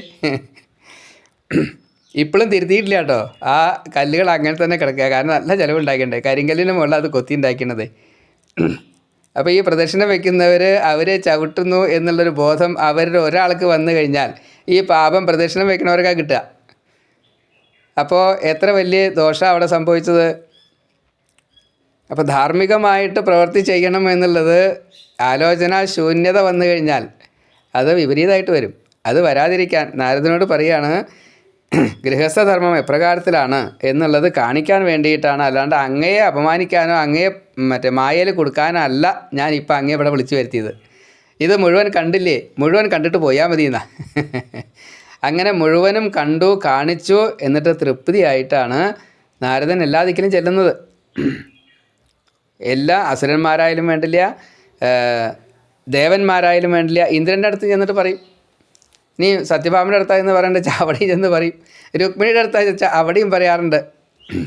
നാരദൻ എവിടെയാണോ ഈ ന്യൂനത കാണുന്നത് വെച്ചാൽ അതിനെ ഒന്ന് ചൂണ്ടിക്കാണിക്കാൻ വേണ്ടി അവിടെ ചെല്ലും. താൽക്കാലികമായിട്ട് അപ്പോൾ ചെറിയൊരു വിഷമമൊക്കെ അവർക്ക് ഉണ്ടാകുമെങ്കിലും അതിനെ പിന്നീട് ഏത് രീതിയിലാണോ ഭഗവാൻ ഇച്ഛിച്ചത് ആ രീതിയിലേക്ക് സ്വീകരിച്ചയാൾ, ഈ നാരദനെ സ്വീകരിച്ചയാൾ, നാരദൻ്റെ ഉപദേശം കിട്ടിയ ആൾ മാറിയിട്ടുണ്ടാവും. ഇതാണ്. അങ്ങനെ നാരദൻ്റെ ഒരു ദിവസത്തെ അവിടെ ഭഗവാന്റെ ഒരു പരീക്ഷണത്തെ നാരദൻ എങ്ങനെ അഭിമുഖീകരിച്ചു എന്നും നാരദൻ എപ്രകാരത്തിലാണ് നമുക്ക് ഇങ്ങനെ ഏഷണിക്കാരനായത് എന്നും വളരെയധികം വിസ്തരിച്ച് പറഞ്ഞു. നമ്മുടെ അറിവില്ലായ്മ കൊണ്ട് ഏഷണി എന്നുള്ളത് മലയാള വാക്ക് തെറ്റിദ്ധാരണ കൊണ്ട് പറയുന്നത് സംസ്കൃതത്തിലാണ് നമ്മളത് കേൾക്കേണ്ടത്. ഭാഗവതന്മാരായിട്ടുള്ള നമ്മൾ ഇതാണ്. ഈ ന്യൂനത നമ്മിൽ എന്തുണ്ടോ അത് പറഞ്ഞു തരുന്നവരൊക്കെ നാരദന്മാരാണ്. അപ്പോൾ നമ്മൾ എന്താ ചെയ്യേണ്ടത്? അവരെ നമ്മൾ ബഹുമാനിക്കുകയാണ് വേണ്ടത്. എൻ്റെ തെറ്റ് ചൂണ്ടി കാണിച്ചുവല്ലോ, ഇനി ഞാനത് ചെയ്യില്ല. അതുകൊണ്ടാണ് എന്നും എല്ലാ ദിവസവും രാത്രി കിടക്കണ നേരത്ത് ഇന്ന് ഞാൻ എന്ത് ചെയ്തു, ഇന്ന് ഞാൻ ഭാഗവതം കേട്ടു, ഇന്ന് ഞാൻ മറ്റേ ഇന്നയാൾക്ക് ഇന്ന ഉപകാരം ഞാൻ ചെയ്തു, ഇന്ന് ഞാൻ ഒന്നും ചെയ്തില്ല, ഇന്ന് ഞാൻ ഇങ്ങനൊരു ദ്രോഹം ചെയ്തു. ഇങ്ങനെ അവനവനെ നല്ലോണം വിശകലനം ചെയ്യണം. വിശകലനം ചെയ്യുമ്പോഴാണ് നമുക്ക് നമ്മുടെ തെറ്റ് ശരികൾ മനസ്സിലാക്കുക. അത് ബാക്കിയുള്ളവരെ എങ്ങനെ ബാധിച്ചു. ഇപ്പോൾ പരീക്ഷയ്ക്ക് 10ാം ക്ലാസ്സിൽ പരീക്ഷയ്ക്ക് പഠിച്ചുകൊണ്ടിരിക്കുന്ന ഒരു കുട്ടിയാണ്. ആ കുട്ടിയുടെ അടുത്ത് ഇരുന്നിട്ട് ഞാൻ മറ്റേ ഭാഗവതം വായിച്ചു വെച്ചാൽ അത് ആ കുട്ടിക്ക് ഡിസ്റ്റർബൻസ് ആയിട്ടാണ് വരിക. ചിലപ്പോൾ അവിടെ ഞാൻ ഭാഗവതമല്ലേ വായിച്ച് എന്ന് പറഞ്ഞ് ഞെളിഞ്ഞിരുന്നിട്ട് കാര്യമില്ല, അത് തെറ്റാ. കാരണം ആ കുട്ടിയുടെ സമയം അതാണ്. അവിടെ മറ്റെന്തെങ്കിലും മാർഗ്ഗങ്ങൾ ഉപയോഗിച്ചേ പറ്റൂ. ആ കുട്ടിക്ക് ഡിസ്റ്റർബൻസ് ഉണ്ടാവാൻ പാടില്ല. പൂജാ സമയത്ത് നാമം ജപിക്കുക എന്നത് പൂജാ സമയത്ത് പ്രാണാഹുതി ചെയ്യുന്ന സമയത്ത് നാമം ഓർക്ക ജപിക്കാൻ പാടില്ല എന്നാണ്. നാമം എപ്പോഴും ജപിക്കാമെന്നാണല്ലോ പറയാറ്. പൂജാ സമയത്ത് നമ്മൾ പ്രാണാഹുതി ചെയ്യുന്ന സമയത്ത് മിണ്ടാൻ പാടില്ല, അത്ര നിയമമുണ്ട്. അതേപോലെ ഇപ്പോൾ നമ്മൾ ബ്രാഹ്മണരെ കൂട്ടാൻ വേണ്ടിയിട്ട് കൊണ്ടുവന്നു കൂട്ടുക, കാലിയഴിച്ച് കൂട്ട് ചെയ്യുന്ന സമയത്ത് അവിടെ ഉറക്കെ സംസാരിക്കാൻ പാടില്ല. നമ്മൾ അങ്ങനത്തെ പൂജ ചെയ്യാറുണ്ട്. ബ്രാഹ്മണർക്ക് കാലിയഴിച്ചോട്ട് 13 ആൾക്കാണ്. 12+1 ഓം നമോ ഭഗവതേ വാസുദേവായ, അതാണ് മൂലമന്ത്രം. അതിൻ്റെ ഈ 12 ദ്വാദശ നാമങ്ങൾ കേശവായ നമഃ നാരായണായ നമഃ. അപ്പോൾ അതിൽ ആ സമയത്ത് മിണ്ടാൻ പാടില്ല എന്നാണ് നിയമം. അത് അറിയാതെ കണ്ട് എല്ലാവരും മിണ്ടാറുണ്ട്, ലഹള കൂട്ടാറുണ്ട്, അത് വേറെ വിഷയം. യജ്ഞഭുക് ബാലകേളി അത്രയേ ഉള്ളൂ. എന്തായാലും അതിൻ്റെ ഇങ്ങനൊരു സാങ്കത്യം അവിടെയുണ്ട്. കാരണം ഈ രുചി, ഈ സ്വാദിൻ്റെ മണം തൊട്ടുള്ള കാര്യങ്ങൾ അതാണ് പ്രീതിക്കായിട്ട് മാറുക. ആ പ്രീതിക്കായിട്ട് മാറുന്ന രസം നഷ്ടപ്പെടും ഈ സംസാരത്തിൽ. അപ്പോൾ അതുകൊണ്ട് ആ സംസാരമുണ്ടാവരുത്. യഥാർത്ഥത്തിലുള്ള പ്രീതി അതാണ്. അത് മനസ്സിലാക്കി കഴിഞ്ഞാലോ നല്ല പഞ്ചാര പായസം ഇപ്പോൾ എത്രയാണ് കഴിക്കേണ്ടതെന്ന് വെച്ചാൽ, അല്ലെങ്കിൽ എന്താ ഈ ആൾക്കാരിങ്ങനെ വിളമ്പിക്കൊണ്ടിരിക്കണ്ടോ, എന്താ വിളമ്പേണ്ടതെന്ന് വെച്ചില്ലാണ്ടാവും. കാരണം ഈ സംസാരത്തിൽ ശ്രദ്ധ വന്നു കഴിഞ്ഞാൽ അപ്പോൾ യഥാർത്ഥത്തിലുള്ള പ്രീതി, ഈ മനസ്സിൻ്റെ പ്രീതി അത് നഷ്ടമാവും. അത് ദേവനായാലും നഷ്ടമാവുന്ന. അതുകൊണ്ടാണ് നാമം ജപിക്കരുത്, ഒന്നും മിണ്ടരുത്. ആ സമയത്ത് ഉള്ളിൽ എന്താ വെച്ചാൽ ആയിക്കോട്ടെ, കുഴപ്പമില്ല. മനസ്സിൽ ആരും മറ്റൊരാൾ കേൾക്കാത്ത രീതിയിൽ വെച്ചാൽ കുഴപ്പമില്ല. ഉറക്കം ഒരു കാരണവശാലും നാമം ജപിക്കാൻ പാടില്ല. അപ്പോൾ അതിന് പോലും റെസ്ട്രിക്ഷൻ ഉണ്ട് എന്ന് സാരം. അത്രയ്ക്ക് സൂക്ഷ്മമാണ് ഈ വേദങ്ങൾ പറയുന്ന എല്ലാ കാര്യങ്ങളും. അപ്പോൾ അതിൽ നിന്ന് എടുത്തുള്ള കഥകളാണ് ഈ ഭാഗവതത്തിൽ മുഴുവൻ ഉള്ളത്. അതിനെ കഥയായിട്ട് പറയണമെന്ന് മാത്രമേ ഉള്ളൂ. ഉള്ളിൽ ഒളിപ്പിച്ചിരിക്കുന്നത് ധാരാളമാണ്. ഇനി അടുത്തത് ഭഗവാന്റെ ഒരു ദിവസമാണ്. അത് രാത്രി ഒരു 4 യാമാണ് ഒരു രാത്രി, 4 യാമാണ് ഒരു പകൽ. അതിൽ രാത്രിയിലത്തെ ആദ്യത്തെ യാമം വെച്ചാൽ സന്ധ്യ കഴിഞ്ഞതിൻ്റെ ഒരു ശേഷം അത് ഈ തേവാരത്തിനും അല്പാഹാരത്തിനും ആയിട്ടാണ്. അതേപോലെ കുറച്ച് കാര്യങ്ങളൊക്കെ ഉണ്ട്. അത് നമുക്ക് ചെയ്തു തീർക്കാനുള്ളതാണ്, കടമകളാണ്, അതെല്ലാം ചെയ്തു തീർക്കണം. അത് കഴിഞ്ഞാൽ 2 യാമം കിടന്നുറങ്ങണം. 3 6 മണിക്കൂർ കിടന്നുറങ്ങണം. ഈ സുഖനിദ്ര സുഷുപ്തിയായിട്ട് തന്നെ കിട്ടണമെന്നാ. 18 മണിക്കൂർ ജനിച്ച സമയത്ത് 18 20 അല്ലെങ്കിൽ 22 മണിക്കൂർ ഉറങ്ങണ ആ ആൾ ഒടുക്കം ആ പൂജ്യം അങ്ങോട്ട് വെട്ടിക്കളയും. 90 വയസ്സിന് മീതുള്ള ആൾക്കാർ 2 മണിക്കൂറിൽ കൂടുതൽ ഉറങ്ങാൻ പറ്റില്ല എന്നാണ്. അപ്പോൾ നല്ല ആരോഗ്യമുള്ള ഒരാളാണെന്ന് വെച്ചാൽ 6 മണിക്കൂർ ശരാശരി ഉറങ്ങണം എന്നുള്ളതാണ് നിയമം. അങ്ങനെ 4-ാം യാമത്തിൽ ആദ്യത്തെ 3 യാമം കഴിഞ്ഞാൽ രാവിലെ എഴുന്നേൽക്കണം. പിന്നെ അവനവനെ തന്നെ ധ്യാനിക്കണം. അവനവനിലുള്ള ഈശ്വരനെ ധ്യാനിക്കണം. അത് ഭഗവാൻ ചെയ്യണു എന്നാണ്. ആദ്യം താൻ തന്നെ ഒന്ന് ധ്യാനിക്കും. അത് കഴിഞ്ഞ് ശുദ്ധി പ്രക്രിയ, ദേഹശുദ്ധി പ്രക്രിയയാണ് ആദ്യം വേണ്ടത്. അപ്പോൾ ധ്യാനിക്കുന്നതോട് കൂടിയിട്ട് ആ മനസ്സിനെ ഒരു പ്രാപഞ്ചികമായിട്ടുള്ള ഈ ഇതിലേക്കാണല്ലോ ഇനി ഇറങ്ങുന്നത്. അപ്പോൾ അതുകൊണ്ട് അതിന് ഈ നെഗറ്റീവ്സ് കയറാതിരിക്കാൻ വേണ്ടിയുള്ള പ്രാർത്ഥനയാണ് ആ സമയത്ത് വേണ്ടത്. അത് ധ്യാനമാണ്. അപ്പോൾ ഭഗവാന്റെ സ്മൃതിയോട് കൂടിയിട്ട് ദിവസം തുടങ്ങിക്കഴിഞ്ഞാൽ പിന്നെ ശുദ്ധി പ്രക്രിയയാണ് അടുത്ത് വേണ്ടത്. അത് ദേഹശുദ്ധിയാണ് ആദ്യം വേണ്ടത്. അങ്ങനെ ദേഹശുദ്ധി ആദികൾ കഴിച്ചു കഴിഞ്ഞാൽ പിന്നെ വേണ്ടത് ആദിത്യം അംബികാം വിഷ്ണു ഗണനാഥം മഹേശ്വരം എന്ന് നിയമം, വന്ഹിംച്ച. അപ്പോൾ സൂര്യഗായത്രി തൊട്ട്, അപ്പോൾ അതിൻ്റെ മുന്നേ കുറച്ച് പ്രാണായാമാദി കാര്യങ്ങൾ അങ്ങനെ കുറട്ടം നിയമങ്ങൾ കേട്ടോ. അപ്പോൾ അഭിവാദ്യം ചെയ്ത് ശതതാരം ചൊല്ലി പ്രാണായാമ ചൊല്ല്, മറ്റേ അവനവനെ അലങ്കരിക്കുക തുടങ്ങിയുള്ള കാര്യങ്ങൾ ചൊല്ലി സുഗന്ധപൂരിതമാക്കി ന്യാസങ്ങളൊക്കെ ചെയ്ത് ചന്ദനം കുറിയിടുക, പൂവ് ചൊരിടുക, മറ്റേ പൂച്ചൂടുക, മറ്റേ ഭസ്മം കുറിയിടുക. ഭസ്മം, കുങ്കുമം, ചന്ദനം, മഞ്ഞൾ, ഈ 4 വേണമെന്നാ ഏറ്റവും മിനിമം. ഭസ്മം, ചന്ദനം, മഞ്ഞൾ, കുങ്കുമം, 4 ഐറ്റം നമ്മൾ കുറിയിടണം എന്നാണ് നിയമം. മറ്റ് അഡീഷണൽ എന്തെങ്കിലും വെച്ചാൽ അതാവും ചെയ്യാം, അത്രയേ ഉള്ളൂ.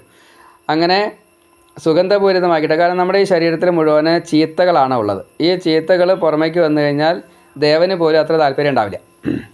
അപ്പോൾ അതുകൊണ്ട് ആ ശുദ്ധി നല്ലോണം ശരിയാവുക തന്നെ വേണം. അപ്പോഴേ നമുക്കും സ്വസ്ഥമായിട്ടിരിക്കാൻ സാധിക്കുള്ളൂ. സ്വസ്ഥത ഉണ്ടെങ്കിൽ മാത്രമേ മനസ്സിനായാലും ശരീരത്തിനായാലും എന്താണോ ചെയ്യേണ്ടത് അതിനെ ചെയ്യാൻ സാധിക്കുള്ളൂ. അത് ചെയ്ത് കഴിഞ്ഞതിന് ശേഷം സൂര്യഗായത്രി തൊട്ടുള്ള കാര്യങ്ങൾ, ആദ്യം സൂര്യനെ, അതേപോലെ ശിവപാർവതിമാരെ, അതേപോലെ വിഷ്ണുവിനെ, അതിനുശേഷം ആദിത്യം, അംബികാം, വിഷ്ണു, ഗണനാഥം, മഹേശ്വരം. അതിൽ 4ാമത്തെയാണ് ഗണപതി. നമ്മൾ ആദ്യത്തെയാണ് ഗണപതി എന്നാണ് പറയുക. ആദ്യത്തെ അല്ല ഗണപതി. ഈ 3 കഴിഞ്ഞിട്ട് വേണം. ആദ്യം സൂര്യൻ കഴിഞ്ഞിട്ട് വേണം ഈ മറ്റേ പിതാമാത, അത് ശിവപാർവതിമാരാണ്, ഒപ്പം വിഷ്ണു. അപ്പോൾ ആ 3 കഴിഞ്ഞതിൻ്റെ ശേഷം വേണം ശൈവ വൈഷ്ണവ ശാക്തേയമാണ്. അത് കഴിഞ്ഞതിൻ്റെ ശേഷം വേണം ഗണപതി. അതും കൂടി ഗണപതിക്കും കൂടി കൊടുത്താലാണ് ആ സമയത്ത് വേണമെച്ചാൽ ഹവനം കൂടിയായാൽ വന്യം കൂടിയായി. അപ്പോൾ 6ാമത്തെ 4ാമത്തെ ഈ ഗണപതി, ആദിത്യം, അംബികാം, വിഷ്ണു, ഗണനാഥം, മഹേശ്വരം. അപ്പോൾ 4ാമത്തെ അല്ല കേട്ടോ, 5ാമത്തെയാണ് ഗണപതിക്ക് കഴിഞ്ഞാൽ മറ്റേ വന്യംച്ച, ഒപ്പം ഈ ഗണപതി മറ്റേ ഹോമം കൂടിയാവാം.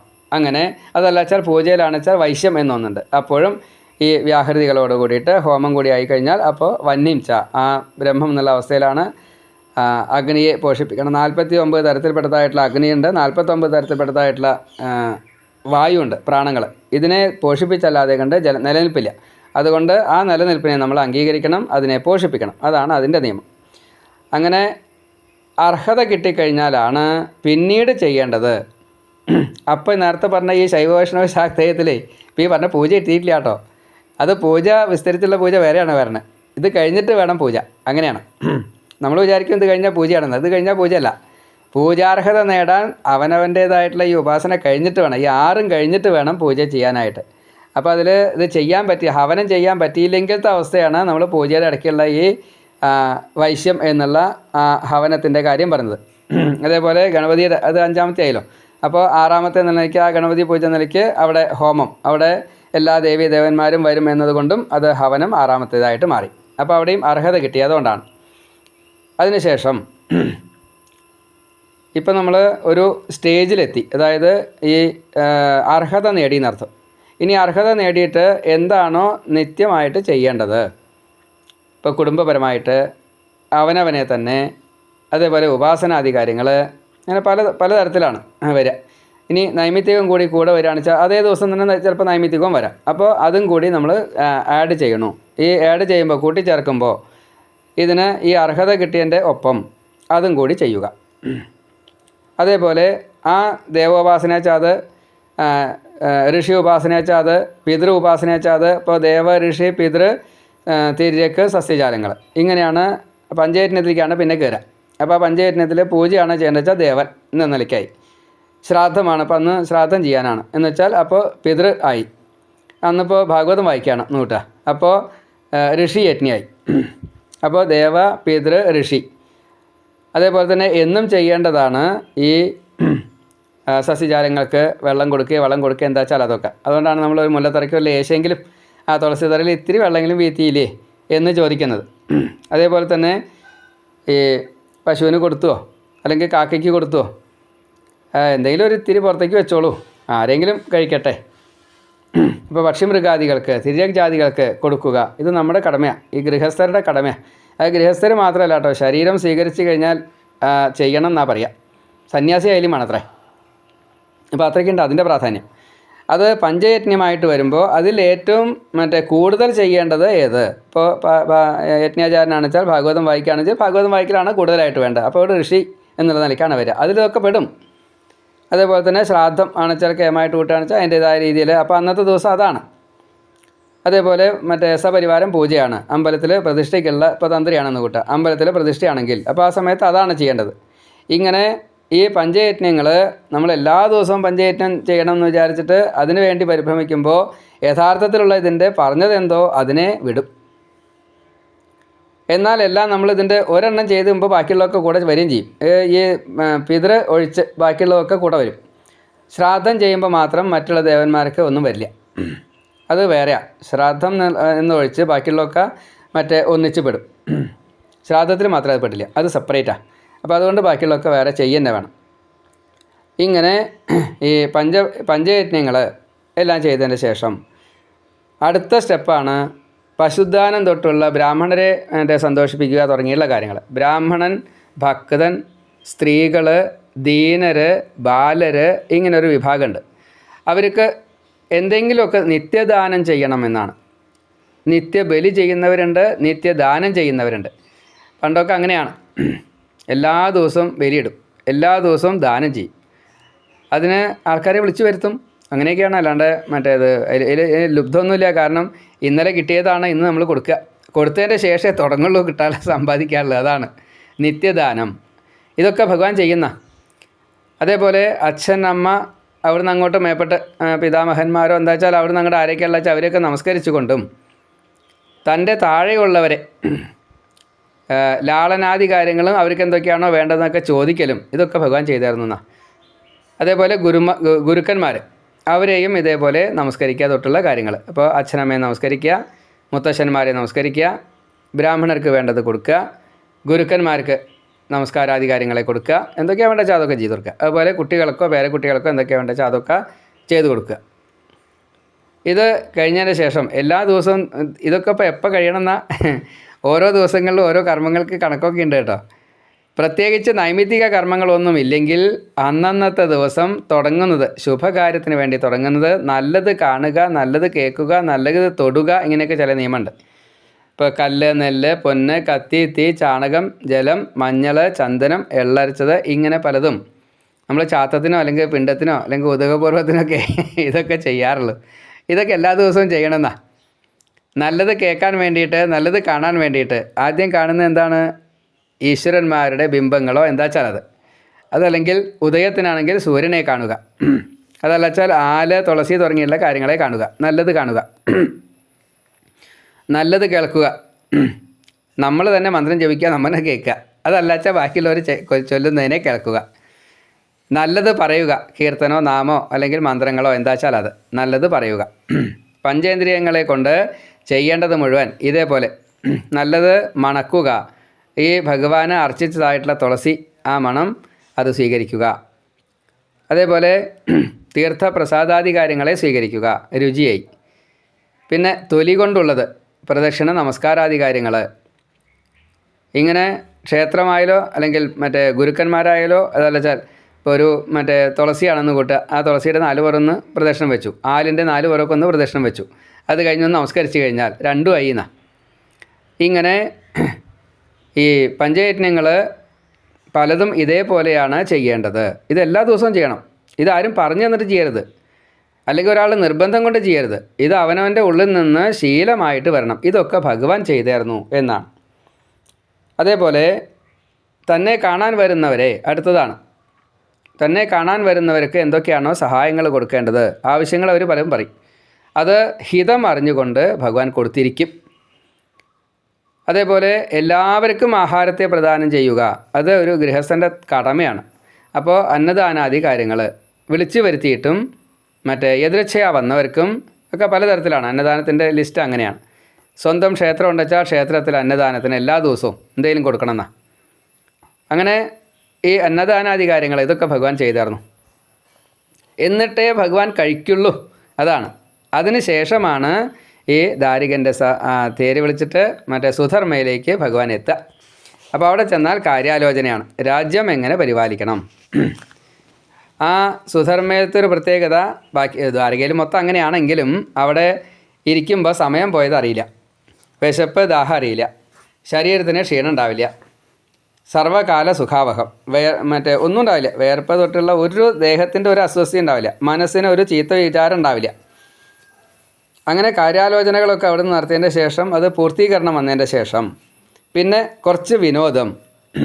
അതേപോലെ വിനോദത്തിന് ഉപയോഗിക്കേണ്ടത് എന്തൊക്കെയാണെന്ന് വെച്ചാൽ അത് പാട്ട്, നൃത്തം എന്തൊക്കെയാണ് വേണ്ടത് വെച്ചാൽ കൊട്ട, വാദ്യം ഒക്കെ പലതും ഉണ്ടല്ലോ, അതൊക്കെ ചെയ്യാം.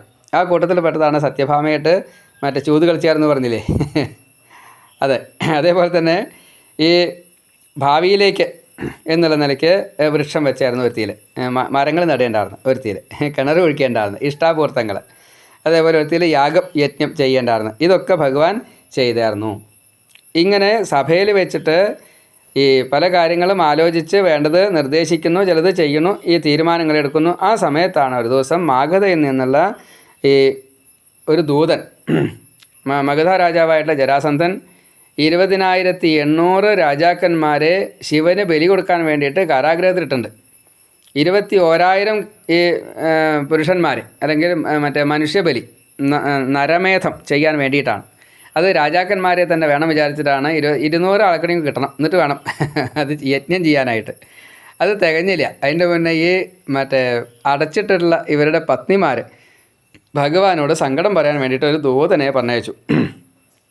ആ ദൂതൻ ഈ സഭയിൽ വന്നിട്ട് ഈ കാര്യം പറഞ്ഞു. ഞങ്ങൾ വളരെ കഷ്ടത്തിലാണ്, അവരുടെ വാക്കായിട്ടാണ് പറഞ്ഞത്. നല്ലോണം ഒന്ന് സ്തുതിച്ചു. ഇപ്പോൾ എല്ലാം കൊണ്ടും ഞങ്ങൾ ഈ കാരാഗ്രഹത്തിൽ കഷ്ടപ്പെട്ടിരിക്കുക. ഞങ്ങളല്ല കേട്ടോ, ഈ രാജാക്കന്മാർക്ക് വേണ്ടിയിട്ടാണ് പറയണത്. പത്നിമാരുടെ സന്ദേശമാണ്, ദൂതനാണ് വായിക്കണത്. അങ്ങയെ ആശ്രയിച്ചിരിക്കുന്നു. രാജാക്കന്മാരായിട്ടിരിക്കുന്ന സമയത്ത് കുറേ തെറ്റുകൾ ഞങ്ങൾ ചെയ്തു. സ്വയം ഇതെല്ലാം ഉപയോഗിക്കുക എന്നത് ചെയ്തു. വലിയ ദോഷമാണ്. അതേപോലെ ഇത് പഞ്ചായത്തിനൊന്നും ചെയ്തില്ല, അതാണ്. അതേപോലെ അനവധി ആൾക്കാരെ വധിച്ചു.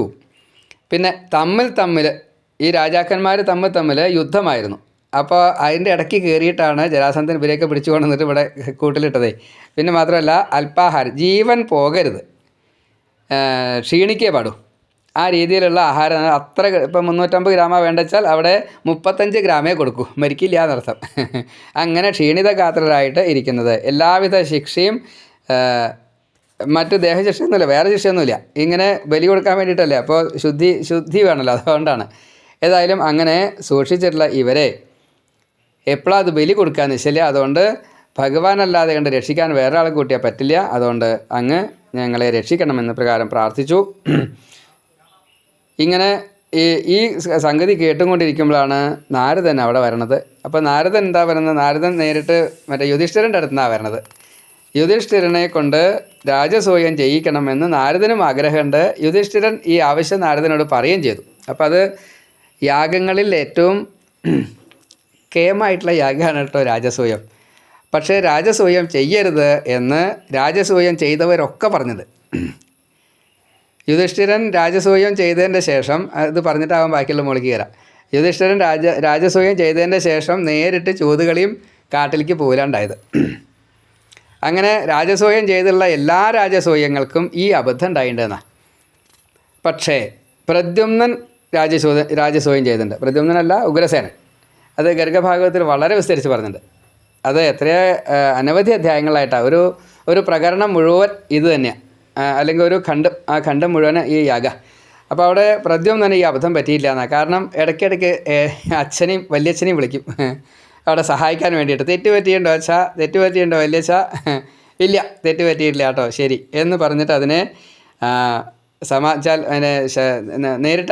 നേരെയാക്കിയിട്ടുണ്ടെന്ന സാരം. അങ്ങനെ അപ്പോൾ ഈ ഉഗ്രസേനൻ ചെയ്ത രാജസൂയ യാഗത്തിന് മാത്രമേ അതിൻ്റെ കേടുപാടുകൾ അല്ലെങ്കിൽ മറ്റേ ഈ ദോഷങ്ങൾ വരാതെ കണ്ട് രക്ഷിക്കാൻ സാധിച്ചിട്ടുള്ളൂ. ഇപ്പോൾ ഇവിടെ രാജസൂയം ചെയ്യാൻ വേണ്ടിയിട്ട് യുധിഷ്ഠിരൻ ആഗ്രഹിക്കുന്നു എന്ന് പറഞ്ഞു. അങ്ങനെ നാരദൻ ആ കാര്യത്തെ ഏറ്റെടുത്തു. ഈ സഭയിൽ വന്നു.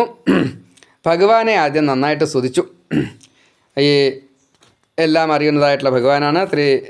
ത്രികരണങ്ങളെ ചെയ്യുന്ന ഭഗവാനാണ്. സൃഷ്ടിസ്ഥിതി സംഹാരങ്ങൾക്കൊക്കെ കാരണഭൂതനാണ്. സംസാരത്തെ മോചിപ്പിക്കാനും അങ്ങേ തന്നെയാണ് ആശ്രയിക്കേണ്ടത് എന്നൊക്കെ പറഞ്ഞ അതിഗംഭീരമായിട്ടുള്ളൊരു സ്തുതിയൊക്കെ കഴിഞ്ഞതിന് ശേഷം ഈ യുധിഷ്ഠിരൻ രാജസൂയം ചെയ്യാൻ വേണ്ടിയിട്ട് ആഗ്രഹിക്കുന്നു. അതിന് അങ്ങ് വേണ്ട പോലെ അതിൽ പങ്കെടുത്തുകൊണ്ട് അങ്ങ് തന്നെ അത് നിറവേറ്റി തരണം. എന്തിനു വേണ്ടിയിട്ടാണ്? അവിടെ ഈ യുധിഷ്ഠിരൻ്റെ വിതർക്കം എന്നതിന് പറയാം.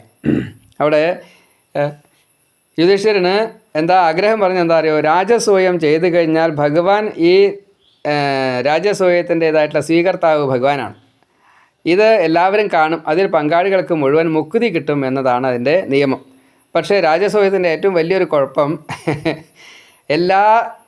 ഇതിനെ എല്ലാവരെയും പങ്കെടുപ്പിക്കണേ. അപ്പോൾ അതിൽ രാജാക്കന്മാർ എതിർപ്പുള്ളവരുണ്ടാവും. ഇത് കഴിഞ്ഞ് കഴിഞ്ഞാൽ ചക്രവർത്തിയായി. അപ്പോൾ ഈ ചക്രവർത്തി അത് അംഗീകരിക്കാത്ത ആൾക്കാരുണ്ടാവും. അവരെ എതിർക്കും, അവരെ വധിക്കണം. മാത്രമല്ല അങ്ങനെ വധിച്ചു കഴിഞ്ഞാൽ അവരുടെ വിധവ, അവരുടെ മക്കൾ അനാഥരായി, ഇങ്ങനെ പല പ്രശ്നങ്ങളുണ്ട്.